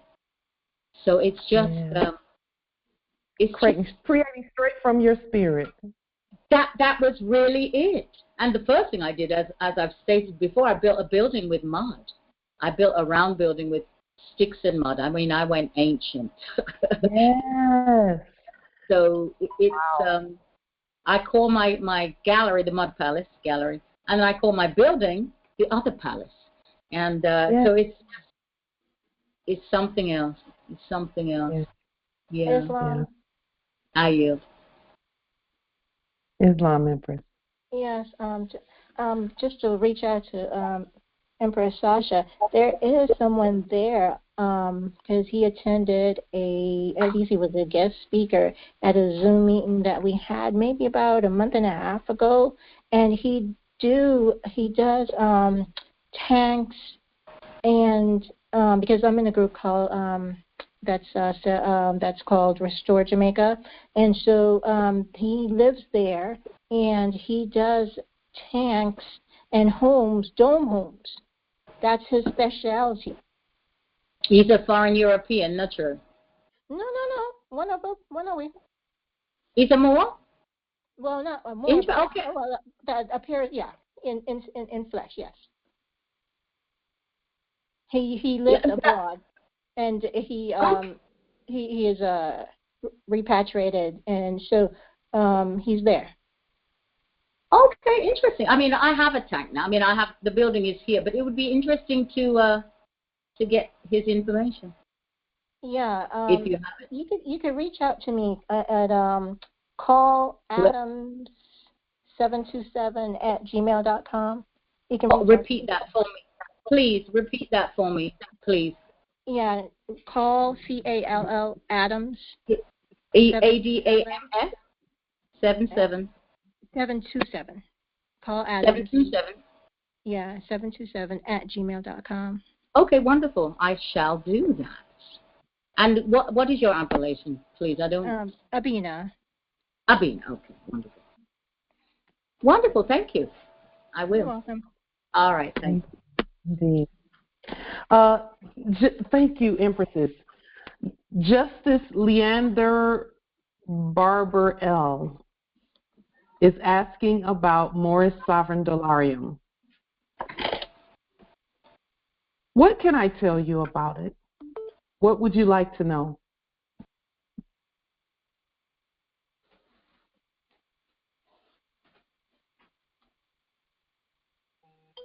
And can someone who has Morris Sovereign Dollarium please forward it to Justice Leander Barber L. The email is in the chat.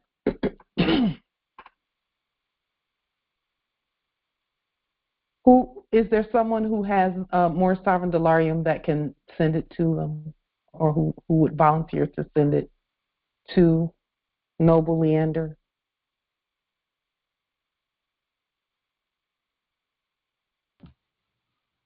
Islam, Karima Bay, Virginia. I'll send that to the Empress. Thank you. You're welcome. Thank you. The reason that I make the request when things like that happen is to have another Moor connect with the Moors on here. Number one, because this is a place of connection where we can come together and assist one another. I know that whoever steps up to assist is it would be the same thing as if I did it. They're going to get something out of that relationship that is necessary just because they stepped up to pass the information or send the nationality documents or send the dollarium or whatever the case may be. You know, I just think we all should have the opportunity to connect instead of just me doing it. I'm just the coordinator for this meeting. We all rank the same here. So, yes, someone's going to send, Empress Karima is going to send that information to you, Justice Leander.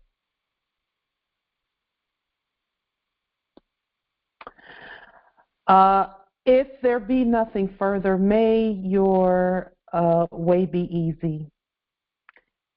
May your land bring you abundance.